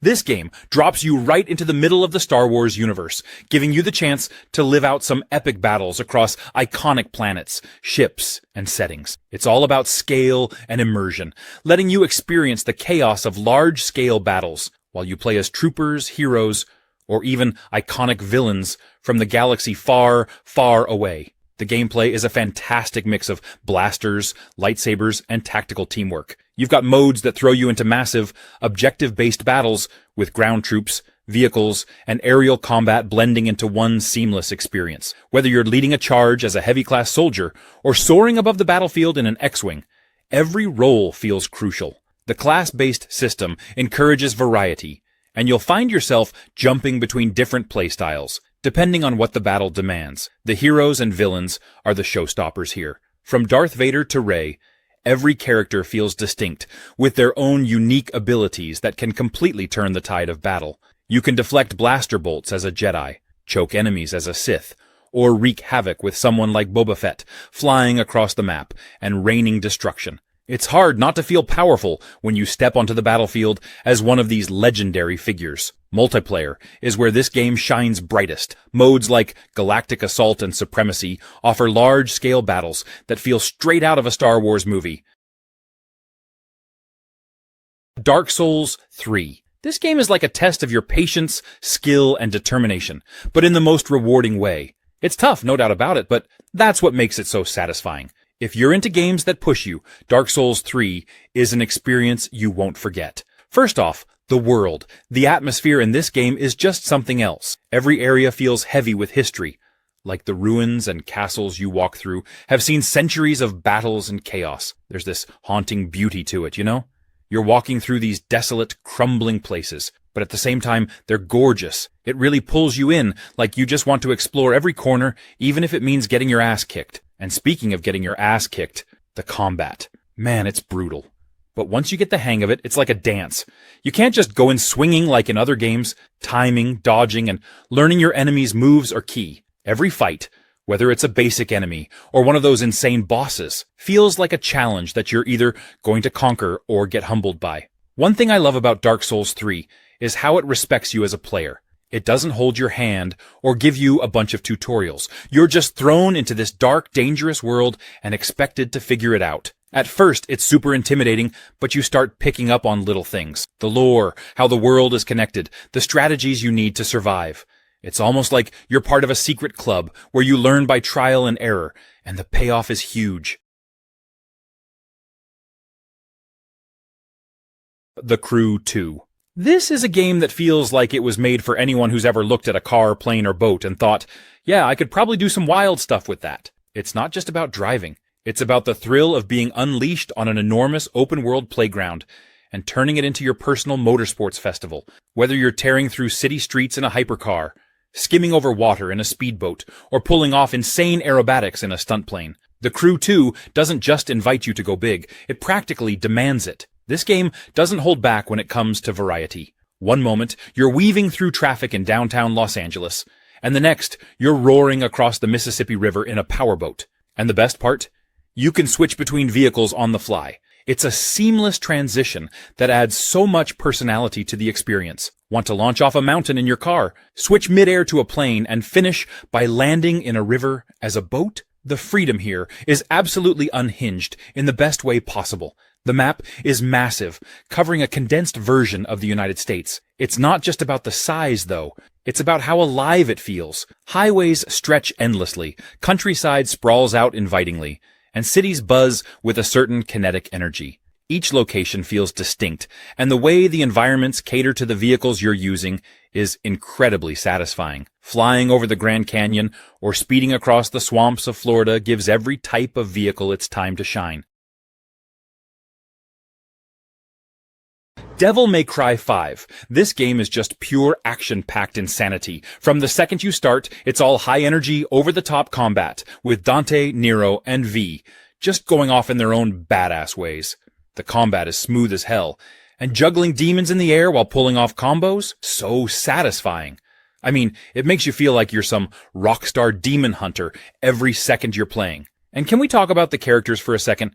Dante is, of course, the legend, and his attitude is just as cocky and hilarious as ever. But I gotta say, Nero's new arm mechanic is awesome. You can pull off so many different moves with his devil breakers, and it adds a whole new layer to the combat. I love how every arm has its own unique feel, whether you're blasting enemies or zipping around the battlefield. Then there's V. At first, I wasn't sure what to think of him, but his combat style is so unique. Controlling demons to do the fighting while you hang back? It's weird at first, but when you get the hang of it, it's pretty damn cool. He's like this mysterious, edgy dude, but in a fun way. The boss fights, though? Incredible. Every boss has this epic scale to it, and the game is great at making each fight feel intense without being frustrating. And the way the music kicks in when you're doing well? That's gotta be one of my favorite parts.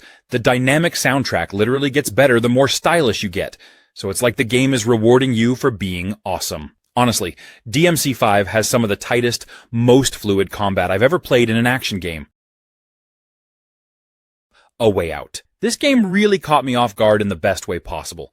If you've ever wanted a true co-op experience, like a game where you have to rely on another person to progress, this is it.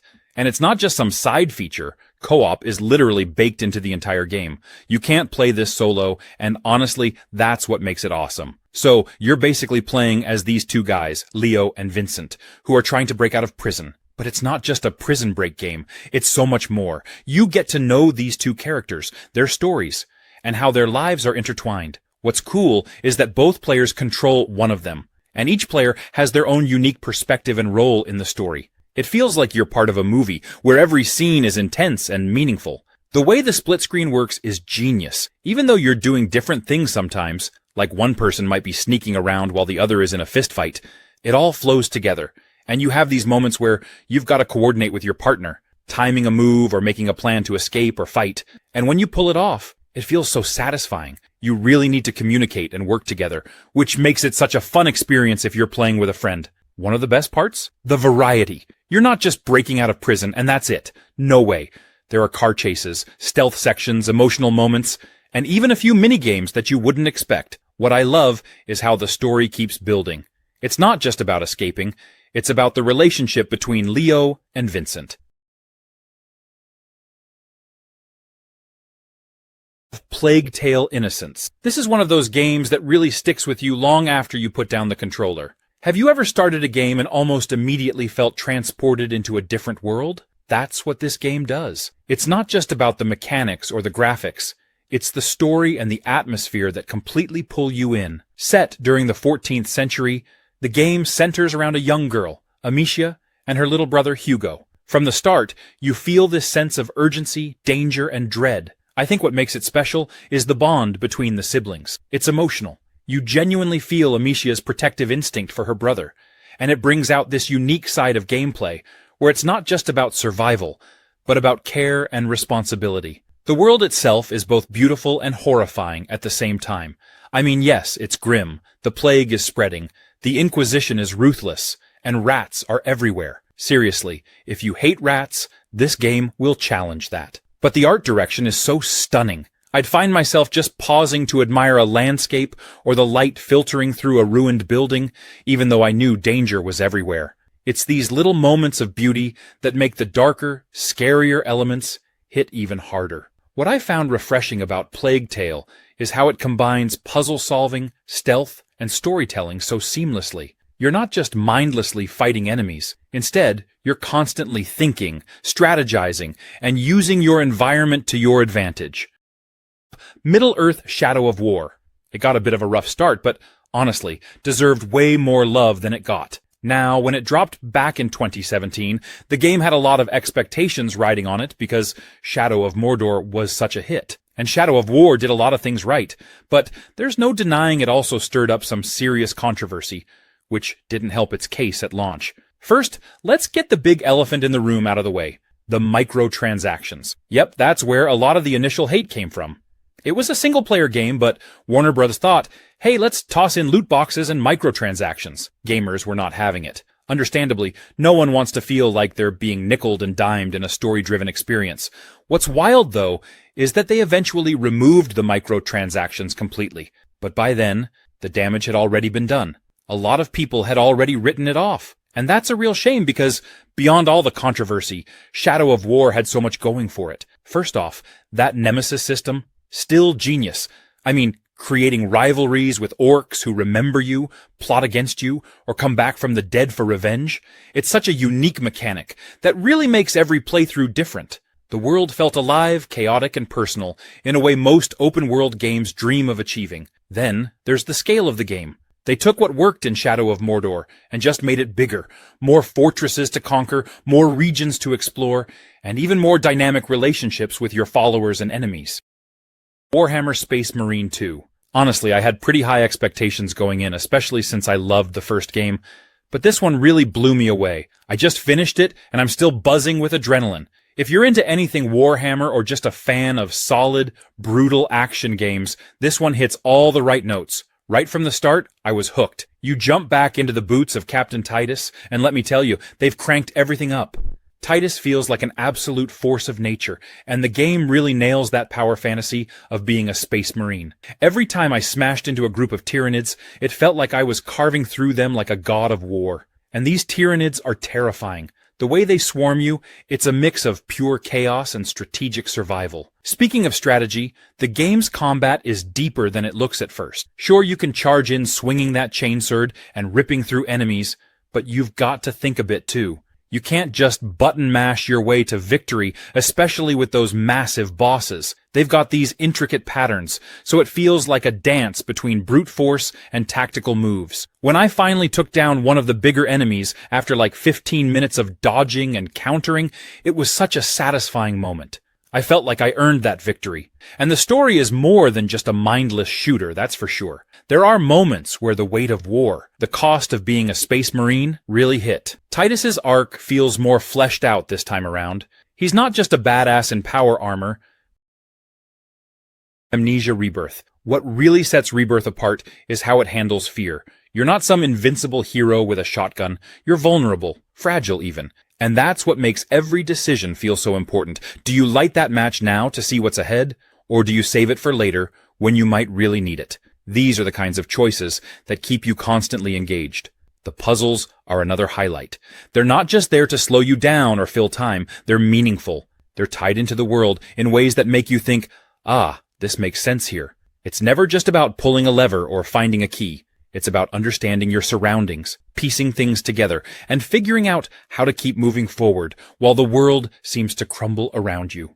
You'll go from tight, claustrophobic spaces that make you feel like the walls are closing in to wide, open areas that somehow manage to feel even more terrifying because of how exposed you are. It keeps you guessing and constantly on edge, never knowing what's waiting for you around the corner or in the dark. But here's the kicker. Rebirth isn't just about scaring you.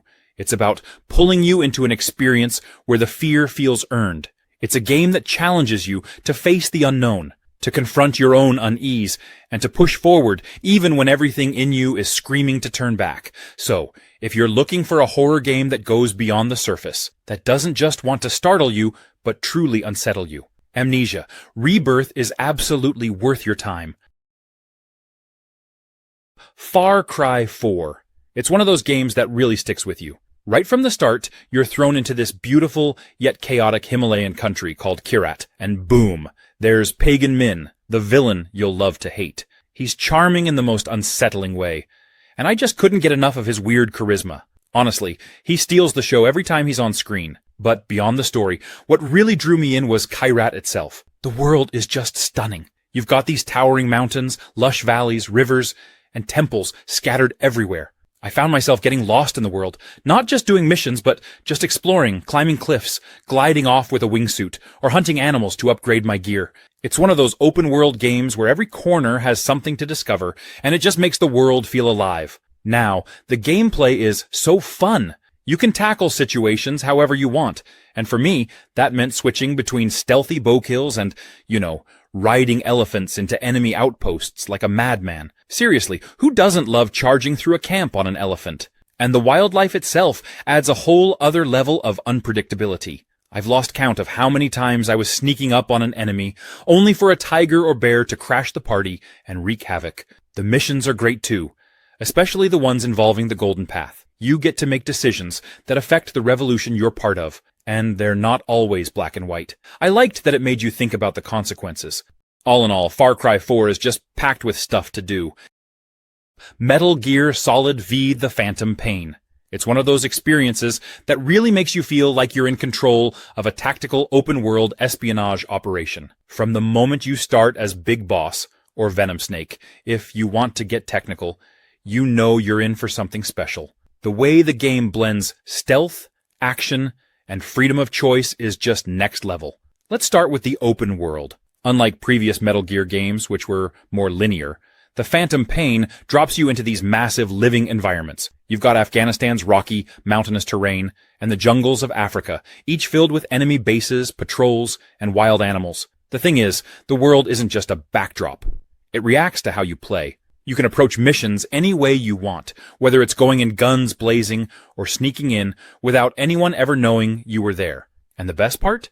If you get caught, the game doesn't punish you too harshly. You can adapt, think on your feet, and still pull off the mission. That freedom keeps the tension high and the experience fresh every time. The stealth mechanics? They're just so well done. You've got all these tools at your disposal. Decoys, tranquilizer guns, night vision goggles, and you can customize your loadout for every mission. One of my favorite things to do is use the cardboard box, classic Metal Gear, to sneak around or surprise enemies. It's so ridiculous, but somehow always works. And Mother Base is such a cool feature, you're constantly building it up. Crash Bandicoot 4. This game is a wild ride that combines classic Crash nostalgia with fresh, modern twists that feel like a love letter to longtime fans and a great entry point for newcomers. It's a bit of a crazy platformer, full of vibrant, chaotic worlds, tricky jumps, and the kind of fun challenge that makes you feel like a gaming hero when you finally nail it. Now, if you've played the old-school Crash games, you know that platforming here isn't a walk in the park, and Crash 4 definitely stays true to that. It's challenging, sometimes rage-inducing, but in the best possible way. There's this huge sense of satisfaction when you master those jumps, dodge obstacles, and make it to the end of a level. It's like the game is constantly daring you to just try it one more time. And hey, if you're someone who loves going for 100% completion, this game has you covered with tons of collectibles, hidden gems, and alternate paths. One of the coolest things about Crash 4 is the introduction of the Quantum Mask. These are special masks you can collect that each give you a unique ability, like slowing down time or flipping gravity. They really shake things up and make you think about platforming in a new way. Each mask adds a layer of strategy and keeps the gameplay fresh. So even if you're 10 or 20 levels in, there's always something new to discover. The masks really give Crash, and Coco, if you prefer to play as her, a fun, super-powered feel without making the game any less challenging. Greedfall. It's this cool mix of fantasy and colonialism. I feel like it flew under the radar for a lot of people. But once you dive in, it's hard to stop. You know that feeling when a game has such a rich world, and you're like, why didn't I hear more about this? That's Greedfall for me. The first thing that really struck me was the setting. It's got this new world exploration feel, but instead of America or something, you've got this mysterious island called Tir-Fradee, filled with monsters and these indigenous tribes who have their own deep culture. Honestly, I think the world building is one of the game's strongest points. Like, there's this constant sense of discovery, and every place feels like it's hiding a secret or two. And the story. It's a classic RPG in the sense that your choices really shape the narrative. I found myself agonizing over some of the decisions, like, do I side with the natives or the colonial factions? Do I negotiate or fight? It really makes you think about the consequences, which I appreciate. It's not just black and white morality either. It's all these shades of gray. I think that's why it kept me hooked. It's a game that rewards you for paying attention to details and thinking about your choices. The companions are super well done too. I love how they've got their own backstories and personal quests, and the interactions with them feel meaningful. I actually cared about what happened to them, which doesn't always happen in RPGs, So yeah, if you're into RPGs with a bit of a twist, Greedfall is definitely worth checking out. Portal 2, one of the smartest, funniest, and most satisfying games out there. I mean, if you've ever wondered what it's like to solve complex puzzles while being gently or not so gently insulted by an AI, this is the game to play. From the moment you wake up, you know you're in for a unique experience. You play as Chell, this silent character stuck in a strange, abandoned science facility, and your main tool is this incredible portal gun. With it, you can create 2 connected portals on certain surfaces, letting you move through them in ways that feel almost magical. The whole concept of thinking with portals is amazing because it forces you to look at puzzles in a totally different way. What I love about Portal 2 is how it gradually ramps up the challenge. At first, it's simple stuff, figuring out where to place portals to get from point A to point B. But then they throw in all these wild mechanics like tractor beams, light bridges, and these crazy gels that speed you up or make you bounce. It's like each level is teaching you to think bigger, get more creative, and really push the limits of what's possible with just portals. The best part, though, has to be the co-op mode. Portal 2 lets you team up with a friend, and it's an absolute blast. You play as 2 adorable robots, and the puzzles are designed around the idea of working together. It's hilarious, challenging, and such a great way to test your teamwork. If you're into smart puzzles, and a game that constantly surprises you, Portal 2 is an absolute must-play. Gears 5. Even if you're new to the Gears series, trust me, Gears 5 is an amazing place to jump in. It's got everything you'd want in a blockbuster game, great characters, intense firefights, and a world that's equal parts beautiful and brutal. The combat in Gears 5 feels incredibly smooth, and every gunfight has that intense, cover-based strategy that makes Gears so satisfying. Popping out from cover, landing that perfect headshot, or getting up close and personal with the Lancer's chainsaw never gets old. There's something just downright satisfying about how combat feels here. Each weapon has a unique kick to it, so you're never just mindlessly firing away. It's all about timing and positioning. Plus, with the addition of Jack, your handy little drone buddy, you get some new abilities that mix things up in fun ways. He can cloak you, zap enemies, and even fetch items, so he's a true lifesaver in tight spots. And let's take a second to appreciate the world. Gears 5 introduces these open-world sections where you can explore on this sweet vehicle called the Skiff. Just zipping across the snowy tundra or the desert sands is a vibe all on its own. The world feels alive and dynamic, with lots of cool, hidden places to discover. It's not exactly a fully open world, but it's enough to let you roam around and soak in the atmosphere, and it really breaks up the action nicely. You're not just going from one big fight to the next. You actually have time to breathe, explore, and take in some amazing views. The story here actually has some serious depth. Halo Infinite. This game pulls you right into the heart of what makes Halo such a beloved franchise. while also taking bold steps to evolve the series in new and exciting ways. It's all about blending classic Halo action with modern gameplay elements, and it does so in a way that feels fresh, yet familiar. The gameplay is where this title shines brightest. The combat is fluid, responsive, and endlessly satisfying. Whether you're dual-wielding an arsenal of futuristic weapons or taking down enemies with precision strikes, the gunplay is top tier. The grapple shot, a new addition to the series, changes the way you approach every encounter. It's not just a tool, it's a game changer. You can zip across the battlefield, snag weapons from afar, or use it to close the gap for a devastating melee attack. It's one of those mechanics that feels natural right away, but opens up a ton of creative options as you get more comfortable with it. The open world design is a major shift for the series, and it's handled with care. Instead of guiding you down a set path, Halo Infinite gives you the freedom to explore. You'll find enemy outposts, hidden collectibles, and opportunities for some epic vehicle combat scattered across the map. The world feels alive, and every encounter is a chance to experiment with different tactics. Driving a Warthog with a squad of Marines, or taking the skies in a Banshee, feels just as thrilling as ever. One of the standout features is how dynamic the battles feel. Enemies adapt to your strategies. Vehicles explode in glorious fashion. Watch Dogs Legion. This game really took the whole open-world hacking thing to another level. The first thing that hit me was the setting, London. And not just any version of London, but this near-future dystopian London where everything is under heavy surveillance, and the government is basically a dictatorship. The way they captured the city, though, it's spot on.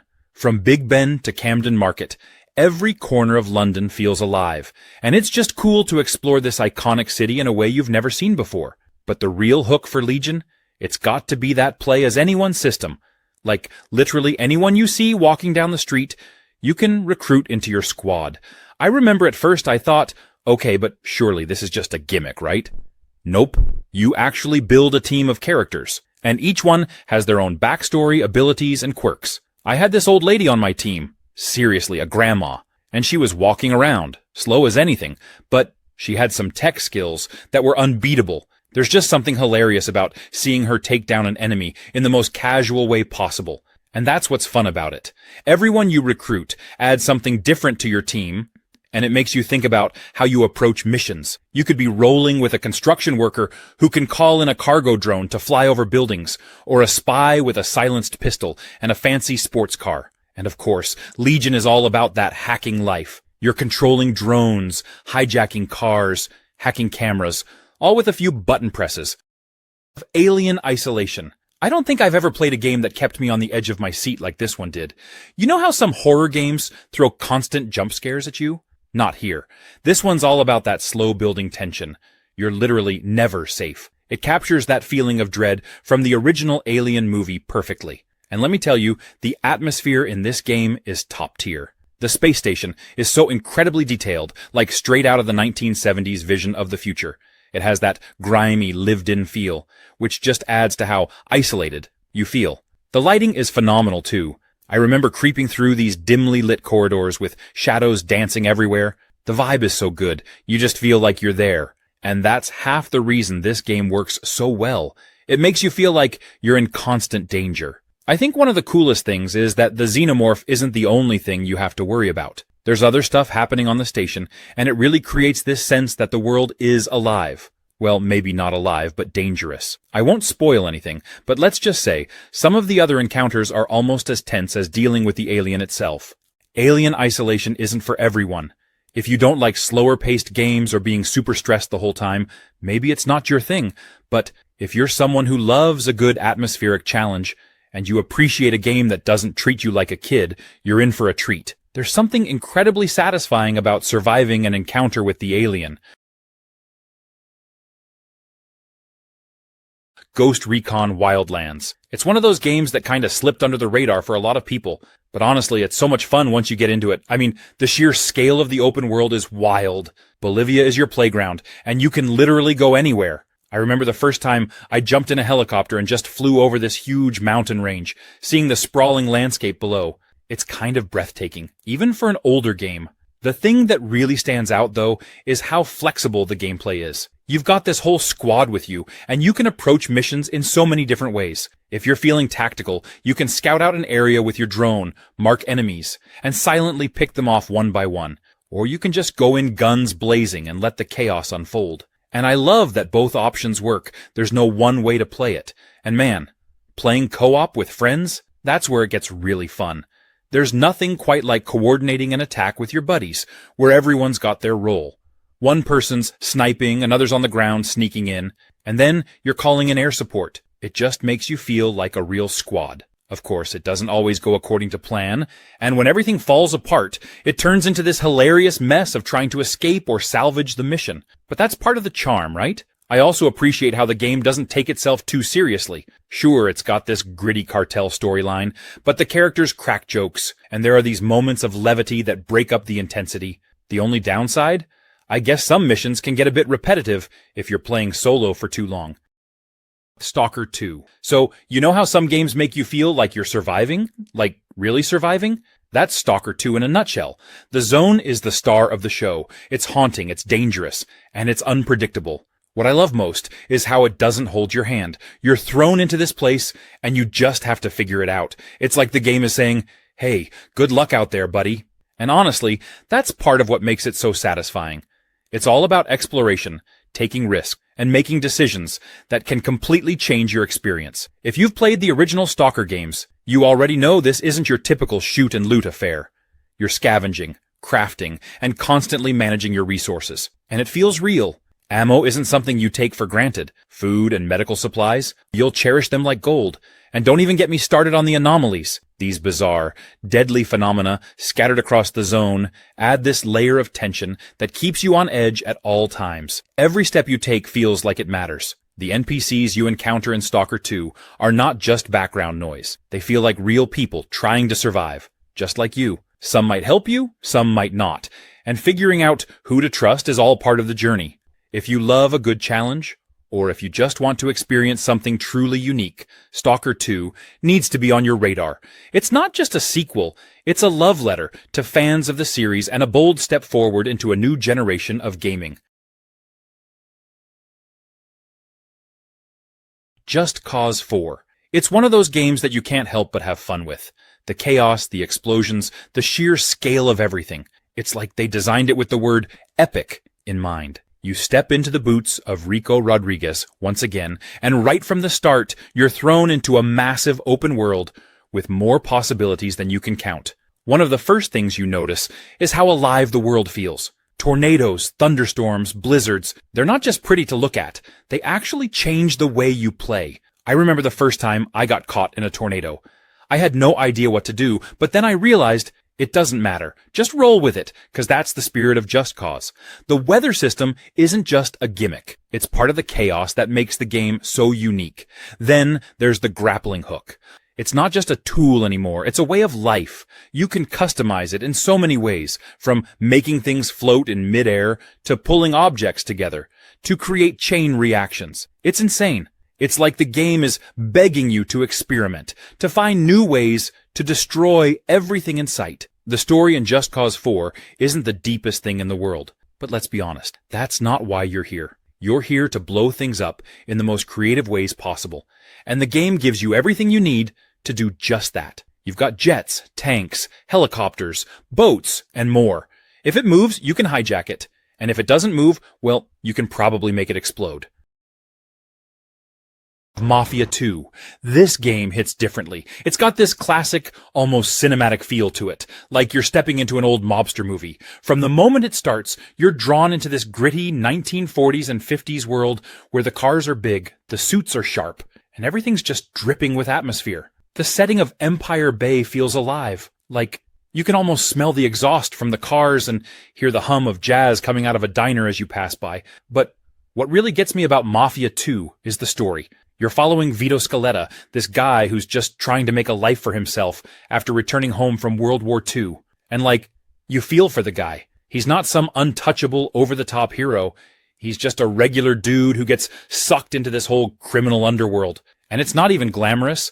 Mafia 2 makes it pretty clear that this life comes with heavy consequences. The missions are top-notch too. One minute you're robbing a jewelry store.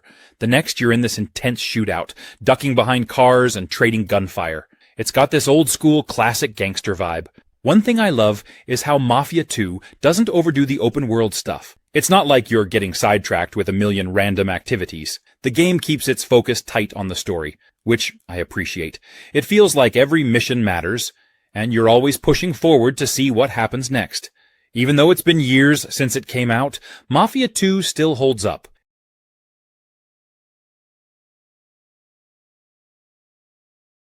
The Legend of Zelda: Echoes of Wisdom. This game feels like a love letter to everything that makes Zelda so timeless while carving out its own unique identity.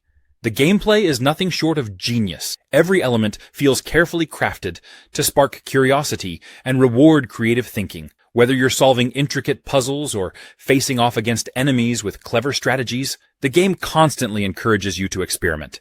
It's all about figuring things out in your own way, with tools and mechanics that feel fresh, yet unmistakably Zelda. The world design in Echoes of Wisdom is masterful.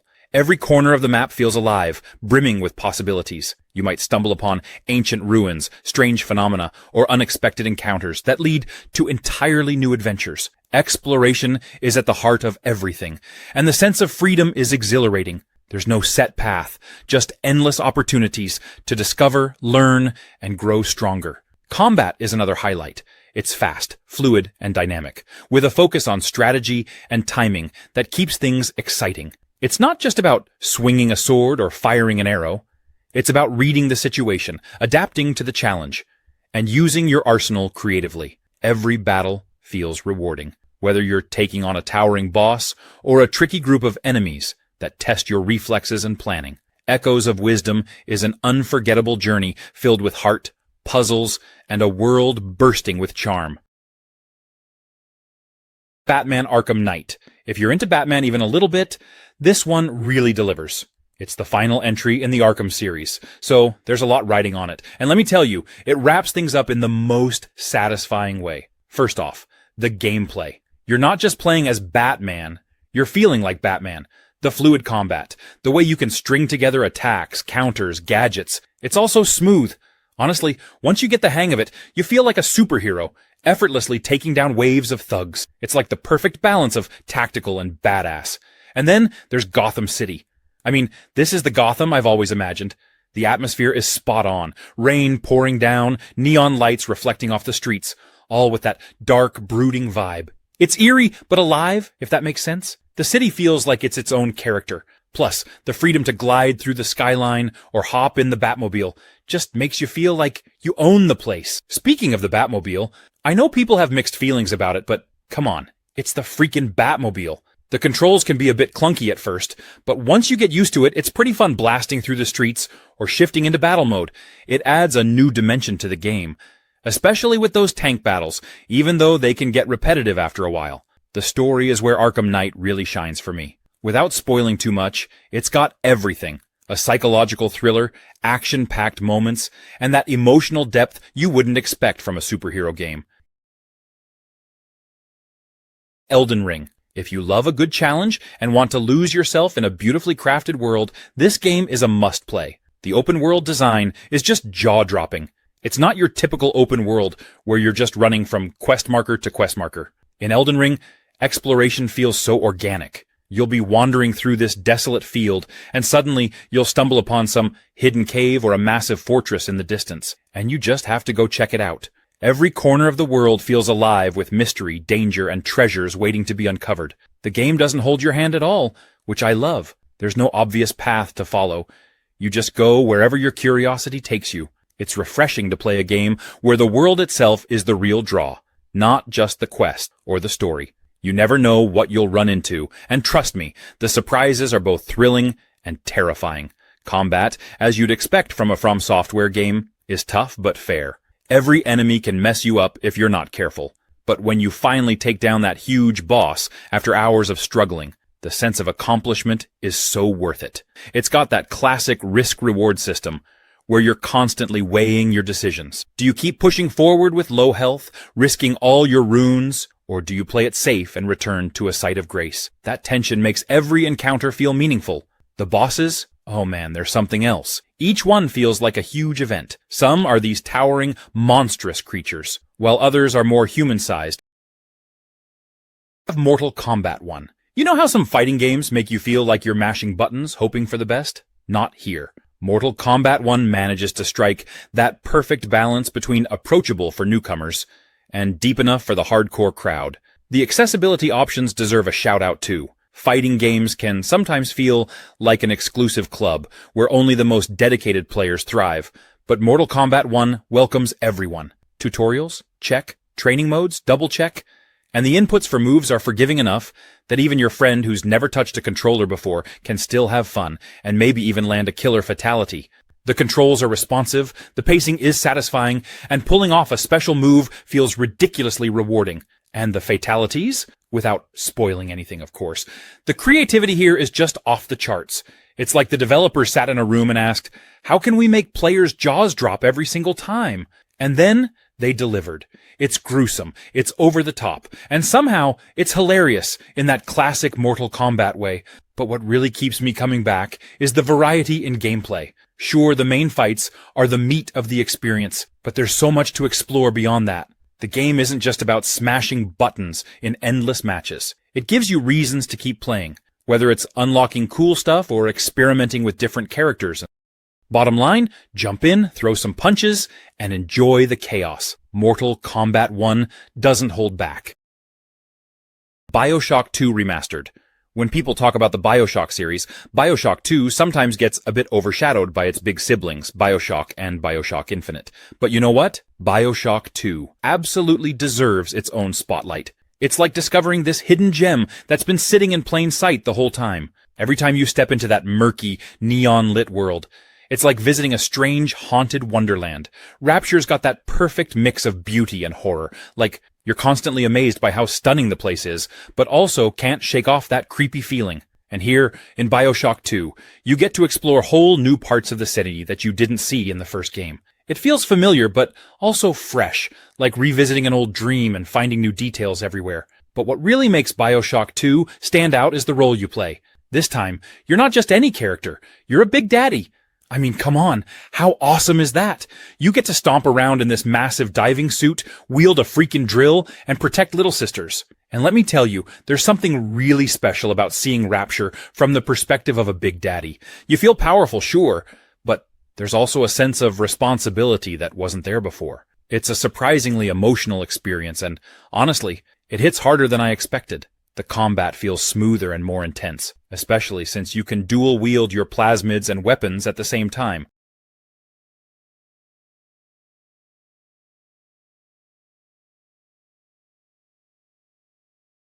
It Takes Two. It's easily one of the most creative co-op experiences I've ever played. From the very start, you realize that it's not your typical platformer. It's all about teamwork.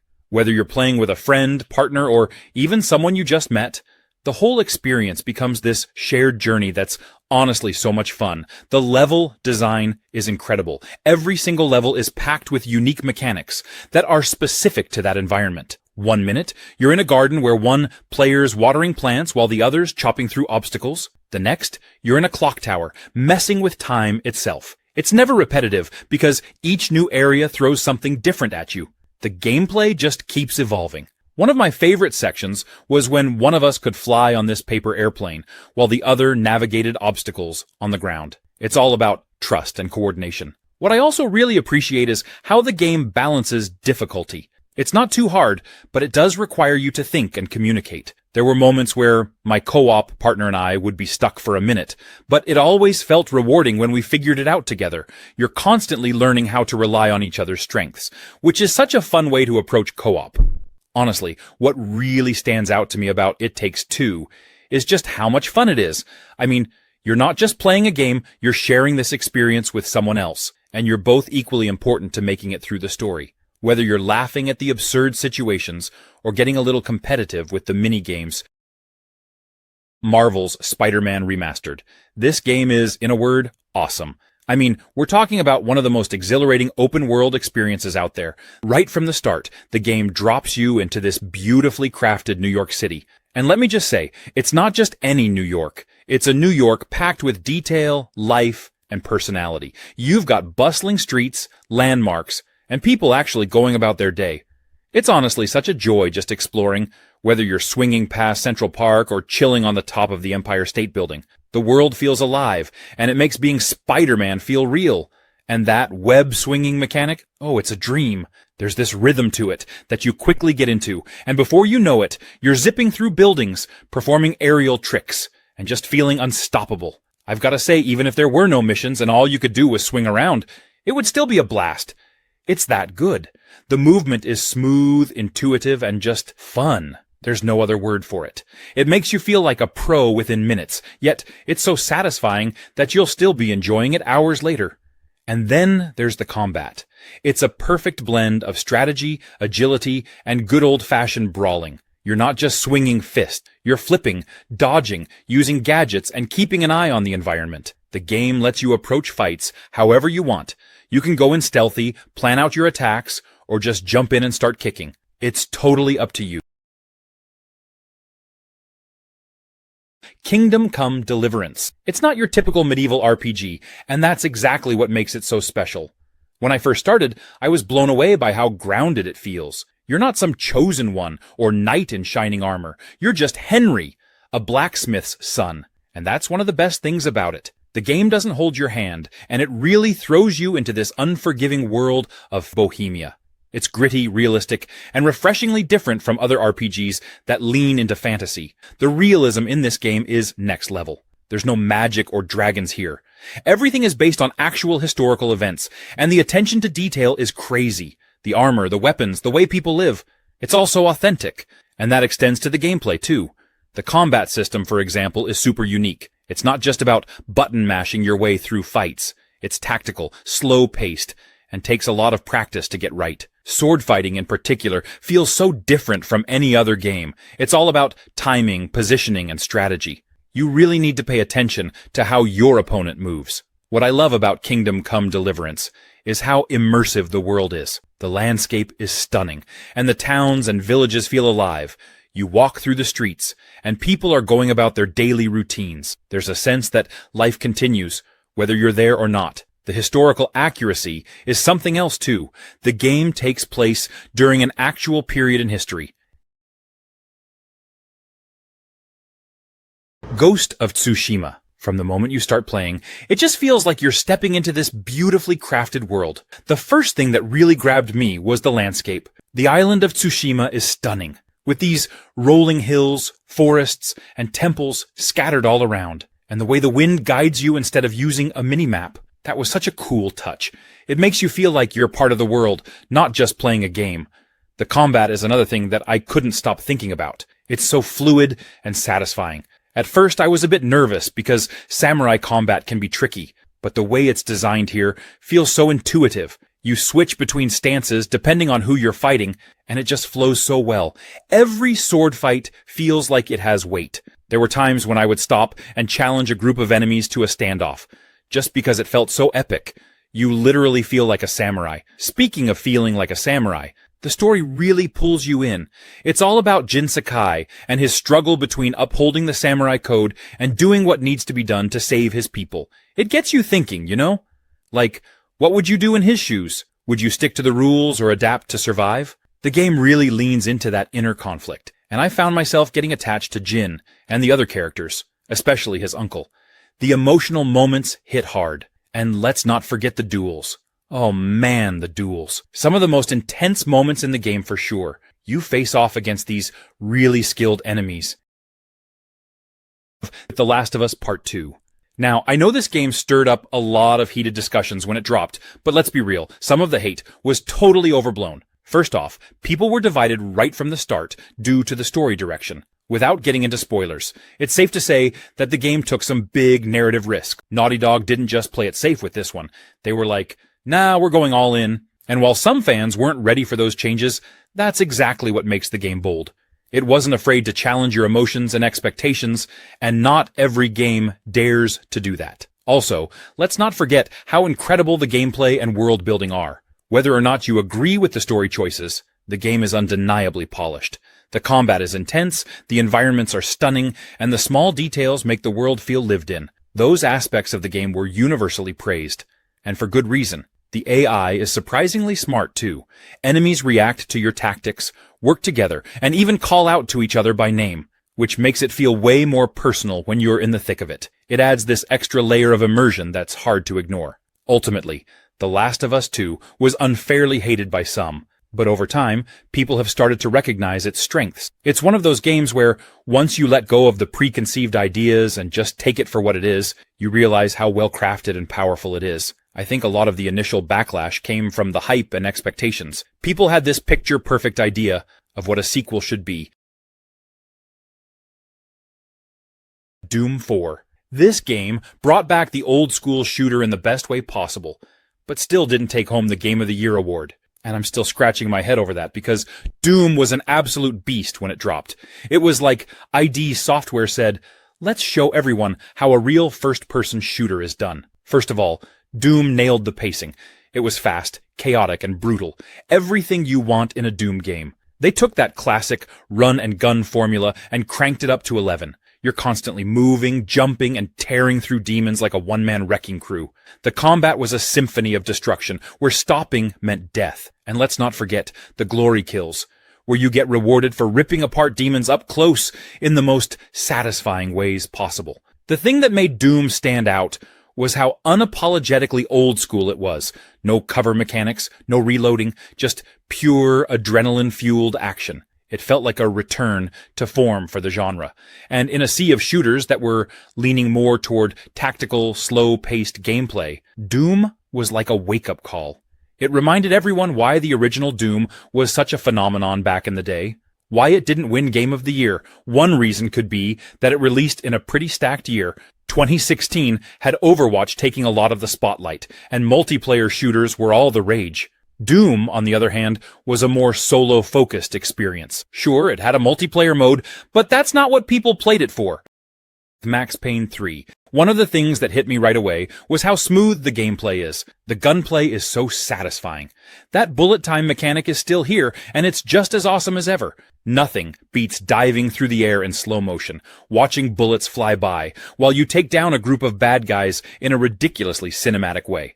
I've got to say, Rockstar really nailed the action sequences. You feel like you're playing through an action movie, especially with how they blend the cutscenes into the gameplay seamlessly. It keeps you hooked the entire time.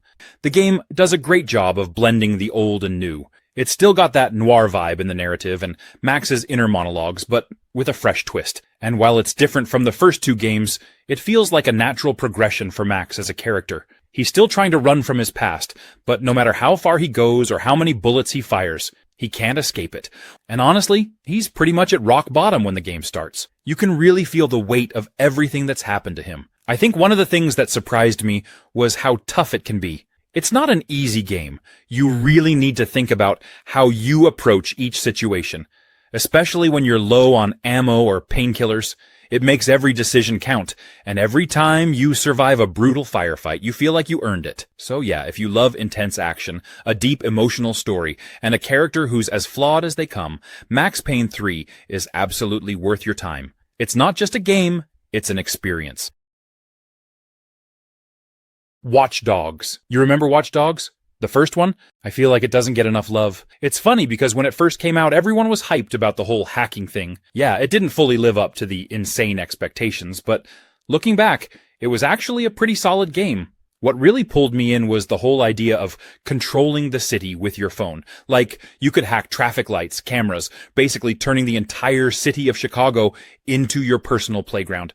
There's just something so satisfying about sneaking into an enemy base and never even having to fire a shot. Just using cameras and distractions to mess with people. It made me feel like this tech-savvy mastermind. Aiden Pierce is a little brooding, and not the most charismatic character out there, but I kinda liked that about him. He felt like this guy driven by grief, and everything he did had this personal weight to it. I also loved how the city of Chicago itself felt alive. It's not just a backdrop, it reacts to what you're doing. If you cause too much chaos, people call the cops. And then you've got this whole cat-and-mouse chase through the streets, dodging police cars and helicopters. I had so many moments where I barely escaped by hacking a drawbridge or raising blockers just in time. The adrenaline rush from those moments was legit. I think it's one of those games that's way better than people remember. It had a fresh take on open-world action, with the whole hacking twist that really made it stand out. If you haven't played it in a while, I'd say give it another shot. It's got this cool, techie, modern, vigilante vibe. Lords of the Fallen. Now here's a game that has an interesting story, but not in the way you'd expect. Because I'm talking about the story of how the game itself has been received. Lords of the Fallen is one of those games that came out swinging with big ideas, tried some bold moves, and got, well, a lot of hate for it. And honestly, most of it feels a bit unfair. This game came out in the shadow of Dark Souls, and, I mean, it's tough to go toe-to-toe with that. People immediately compared it to From Software's epic series, and, fair enough, Lords of the Fallen definitely wears its inspiration on its sleeve. It's got that dark fantasy look, tough-as-nails combat, and a focus on dodging, blocking, and timing your attacks. But here's the thing. Just because it shares a genre doesn't mean it's trying to be a Dark Souls clone. And this is where I think a lot of players missed the point. Where Lords of the Fallen shines is in its own take on the action RPG formula. It doesn't try to be as brutally difficult as Dark Souls. Instead, it aims for more accessibility, which is honestly a great thing. It makes this style of game way more approachable for players who might be new to the genre or just don't have the time to get good through dozens of hours of trial and error. Lords of the Fallen balances challenge with a little more leniency, which is refreshing. The combat itself is actually really satisfying. It's chunky and there's this real weight to every swing of your weapon. It doesn't have the razor-sharp precision of Dark Souls. Stray. When I first saw this game, I thought it was just going to be a charming little game where you play as a cat, exploring a futuristic city. But as I spent more time with it, I discovered it's so much more than that. It's like stepping into an emotional adventure through the eyes of a stray cat navigating a post-apocalyptic world. First off, being a cat in a video game feels surprisingly freeing. There's something deeply satisfying about hopping across rooftops, squeezing through tight spaces, and knocking over random objects just for the fun of it. The game nails the physicality of a cat. Every move feels so fluid and lifelike. It makes you think about how the world looks from their perspective, so close to the ground, yet always agile and in control. The world building in Stray is amazing. It's this blend of cyberpunk and decay, full of neon lights and towering buildings, but also a deep sense of isolation. The city itself feels alive, not in the way you'd expect, but more like it's holding its breath. You meet these small robots along the way, and they're oddly human in their interactions with you, despite being machines. They add a lot of heart to the game. There's a sense of community among them, and you can't help but feel drawn into their lives. The story unravels slowly, but it's layered with meaning. It touches on themes of companionship, survival, and hope in a broken world. The bond you develop with the small drone B-12 is touching in a way I didn't expect. It's funny how a game about a cat, without any dialogue from the main character, can be this emotional. Cuphead. It's a game that doesn't hold your hand. Instead, it hands you a pair of gloves and says, "All right, let's see what you've got." So, what's the deal with Cuphead? Well, it's all about boss battles. Big, bold, over-the-top showdowns that'll push your skills to the limit. Each encounter is completely unique, filled with crazy attacks, patterns you have to learn, and that sweet moment of triumph when you finally get it right. And trust me, those victories feel earned. This game doesn't hand them out like candy. The gameplay is fast, precise, and oh so satisfying. You'll be dodging, jumping, and shooting your way through a series of increasingly difficult fights, all while trying to keep track of what's happening on screen. And there's a lot happening on screen. But that's part of the fun. It's all about staying focused, learning the patterns, and figuring out how to outsmart each boss. One thing that really stands out is the variety. You're not just fighting the same type of boss over and over again. Each one feels like its own mini-event, with unique designs and attacks that keep you on your toes. One minute, you're dodging projectiles in a traditional platforming setup, and the next, you're flying through the air in a shoot-'em-up. It's this constant change of pace that keeps the game so engaging. And let's not forget about the co-op mode. Playing with a friend adds a whole new dynamic to the chaos, as you both work together to take down these larger-than-life foes. It's teamwork at its most frantic and fun. Mafia Definitive Edition. Alright, so I just finished this game, and honestly, I'm still processing how good it was. You know when a game just sticks with you? That's how this one feels. I've always had a soft spot for the original Mafia, but this remake? Wow, They really outdid themselves. It's like stepping into the 1930s for real. First off, the atmosphere. I don't know how they nailed the vibe of that era so perfectly. The city of Lost Heaven is just alive. Every little detail, from the cars to the buildings to the music, it really pulls you into that world. There were moments when I just wanted to drive around and take it all in, not even worrying about the mission at hand. Like, who knew 1930s radio stations would get me this hyped? And the story, it's not just a typical mobster narrative. You really get invested in Tommy Angelo's rise in the Salieri crime family. It's like playing through one of those classic gangster movies, but you're in control. I actually found myself sympathizing with him, which is wild considering, he's a criminal. But the voice acting, the facial expressions, it's all so believable.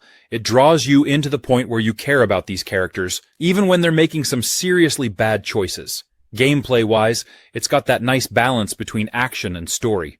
Sure, there are shootouts and car chases, but I think what got me hooked was how well-paced it all felt. It doesn't rush you. The combat feels more polished this time around too. And the driving? I never thought I'd say this, but driving those old-school cars was actually fun. A Plague Tale Requiem. It absolutely should have been in the running for Game of the Year, but didn't quite get the recognition it deserved. This sequel took everything great about A Plague Tale: Innocence and cranked it up to a whole new level. The story, the characters, the visuals, it was all so much more intense. And honestly, it hit harder than a lot of people expected. First off, the story in Requiem was a gut punch in the best way. Following Amicia and Hugo's journey through a world ravaged by the plague and the supernatural rat infestation, you could feel the stakes growing as you progressed. What really stood out was the emotional weight of the game. It wasn't just about survival. It was about family, loss, and the lengths you'd go to protect the ones you love. The character development for both Amicia and Hugo was top tier. And by the end, it was impossible not to be emotionally invested in their fate. The game also looked absolutely stunning. The environments were jaw-dropping, whether you were sneaking through crumbling ruins, lush countrysides, or the plague-infested streets. The attention to detail made the world feel alive. Well, as alive as a world overrun by millions of rats can feel. And speaking of the rats, Requiem took the swarming rat mechanic from the first game and made it even crazier. The way they used light and shadow to control and avoid the rats created some of the most tense, nail-biting moments in the game. Another thing to consider is that Requiem came out in 2022, which was a year dominated by games like Elden Ring and God of War Ragnarok. Red Dead Redemption 2, a game that absolutely dominated conversations when it came out, but somehow didn't win Game of the Year. And I get it, God of War was a beast in 2018. But let's be honest, Red Dead Redemption 2 was something else. This was a game that didn't just tell a story, it lived and breathed one. The world Rockstar created in Red Dead Redemption 2 was so immersive, it felt like the Old West was right there in front of you. And the detail? Insane. You could spend hours just wandering around, hunting, fishing, getting into random encounters. And every part of it felt like it was happening in real time. Rockstar nailed the atmosphere, from the dynamic weather to how towns felt alive. Even your horse had personality. People get so attached to their horses like it's a real companion. Now, the story is where the game really shines. Arthur Morgan? Easily one of the most complex, well-written characters in gaming. His whole journey of redemption, loyalty, and questioning his place in the gang gave players an emotional roller coaster.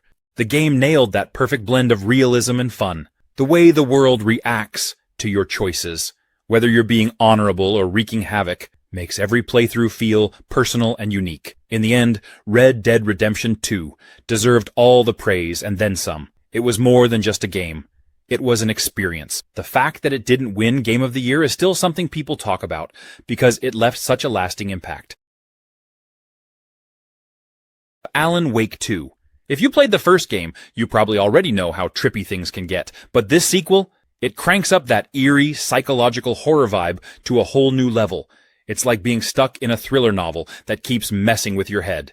And I mean that in the best possible way. So right off the bat, the atmosphere in this game is incredible. Every location feels drenched in mystery and dread. Whether you're walking through dark forests, creepy small towns, or abandoned buildings, there's this constant tension in the air, like something's always lurking just out of sight. It's not just about jump scares, though. It's that slow, creeping sense of unease that really gets under your skin. The game does such a good job of making you feel like you're never truly safe. The story? Man, it's deep. It's a blend of supernatural horror, psychological thriller, and just straight-up weirdness. You're dealing with Alan's mind unraveling, and reality itself starts to bend and twist around you. There are moments where you're not sure what's real, what's in his head, or what's being written into existence. It's this constant mind game that keeps you hooked. And what I love is how the game doesn't spoon-feed you answers. You're piecing together this puzzle, and it feels so satisfying when things click, or get even weirder. Combat is another high point. The whole flashlight and gun mechanic from the first game is back, but it's more refined this time around. You're constantly managing light and darkness. Hogwarts Legacy. Honestly, this game is like a dream come true for anyone who's ever wanted to live out their Hogwarts fantasy. If you've grown up loving the world of Harry Potter, or just love the idea of being a wizard, this game really nails that feeling of stepping into the magical world. I mean, the second you get sorted into your house, it's like, yep, this is it. I'm at Hogwarts now. The school itself is gorgeous. They've done such an incredible job of capturing the magic and mystery of Hogwarts. You can literally spend hours just wandering around, getting lost in the hallways, finding hidden passages, and taking in all the little details. It's exactly how I imagined the castle would feel, like every corner has a secret or a bit of history waiting to be discovered. What's cool, too, is how the game lets you really craft your own story. You're not just following the Harry Potter timeline, you're in a completely new time period, which is honestly refreshing. You get to create your own character, make your own choices, and carve out your own adventure. And it's not just about being a goody-two-shoes student either. You can dive into some darker magic if you want, which is something I didn't expect but absolutely love. The combat is surprisingly deep too. At first, I thought it might be kind of simple, but there's actually a lot of strategy. You can mix and match different spells, use potions, and even summon creatures to help you out. And the way the spells are animated, like the wand flicks and the flashes of magic, it's so satisfying. You really feel like a proper witch or wizard. Rage 2, a game that promised chaotic open-world fun, but didn't exactly blow everyone away when it launched. It's one of those games that had all the ingredients for success, but for some reason, it didn't quite stick the landing. Still, if you actually dive into it, there's a lot to love. What was the controversy here? Well, part of the issue was the huge expectations. The first Rage was pretty well received for its time, but it had some flaws. So when Rage 2 was announced, people were hoping for this massive improvement. Bethesda hyped it up with colorful Mad Max-style marketing and promised a game that was over-the-top and action-packed. But when players got their hands on it, some felt like the open world was a bit empty and didn't deliver on all that excitement. A lot of people also criticized the story, or the lack of one. The game didn't take itself too seriously, which in some ways was fun. The main narrative didn't really pull you in. And some players felt like the game's focus on pure action left the story feeling a little thin. If you were expecting deep lore or compelling characters, it might not have been what you were hoping for. But here's where Rage 2 shines, the combat. If you're a fan of fast, frenetic, chaotic gameplay, this is where the game really delivers. The gunplay feels tight, satisfying, and absolutely brutal. You've got all these cool powers and weapons that you can mix and match, which makes every fight feel dynamic and fun.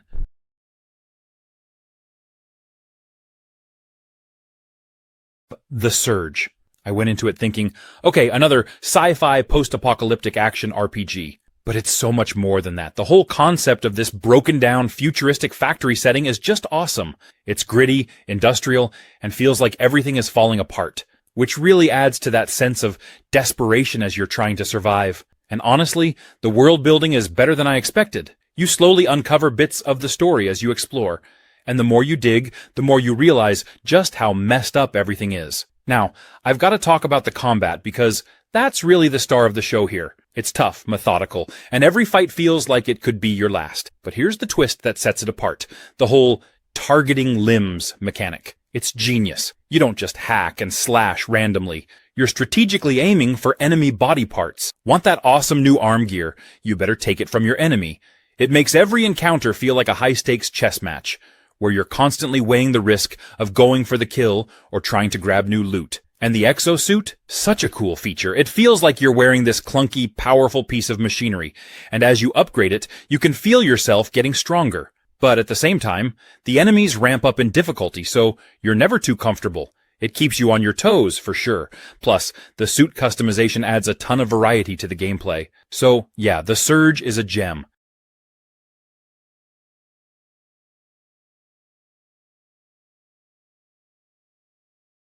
Little Nightmares 2. From the moment you step into its eerie, twisted world, you know you're in for a wild ride. If you enjoyed the first game, this one takes everything that made Little Nightmares so great and cranks it up a notch. The atmosphere is even more disturbing, the puzzles are more challenging, and the story, while still cryptic, pulls you deeper into this unsettling nightmare realm. You play as Mono, a new character, but you're not alone. 6. The protagonist from the first game is there with you, and having that companion dynamic adds a new layer to the gameplay. It's cool how the game makes you rely on each other to get through the twisted environments. You'll need to work together to solve puzzles, escape enemies, and navigate the nightmarish world around you. It's not a co-op game, but that teamwork element feels fresh and gives you a stronger emotional connection to the characters. The world in Little Nightmares 2 is just as unsettling as you'd expect. It's full of grotesque, distorted creatures that'll send shivers down your spine. The design of the enemies is one of the game's strongest points. Each one is creepier than the last, and the way they move and interact with the environment keeps you on edge the whole time. There's a constant feeling of being hunted, which makes every encounter feel tense and nerve-wracking. What's really great about the game is how it balances those intense chase scenes with quieter, more atmospheric moments. You'll go from heart-pounding sequences where you're being chased by terrifying enemies